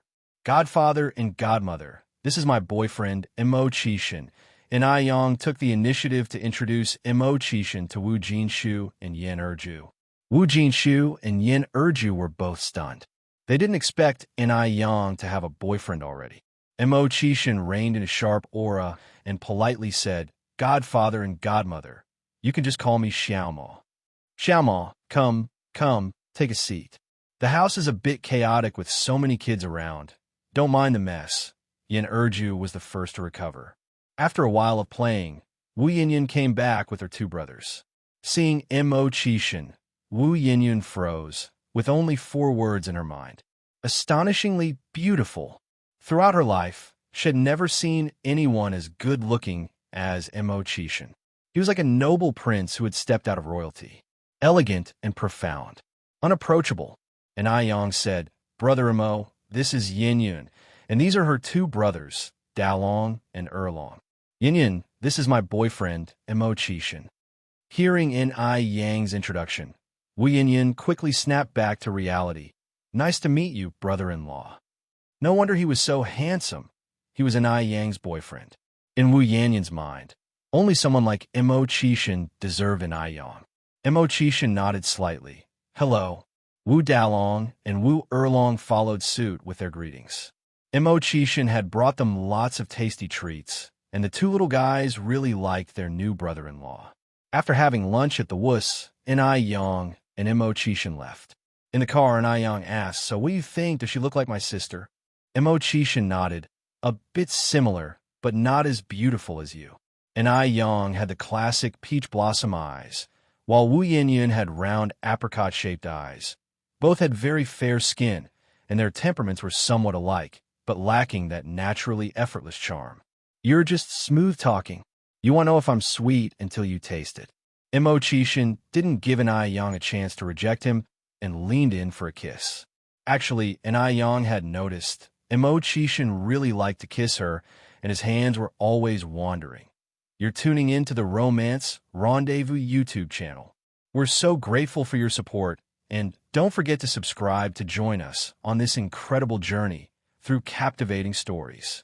Your generosity through donations truly makes a world of difference, as it's the primary source of revenue that allows me to expand and enhance this channel for you. Thank you from the bottom of my heart for being a part of this adventure.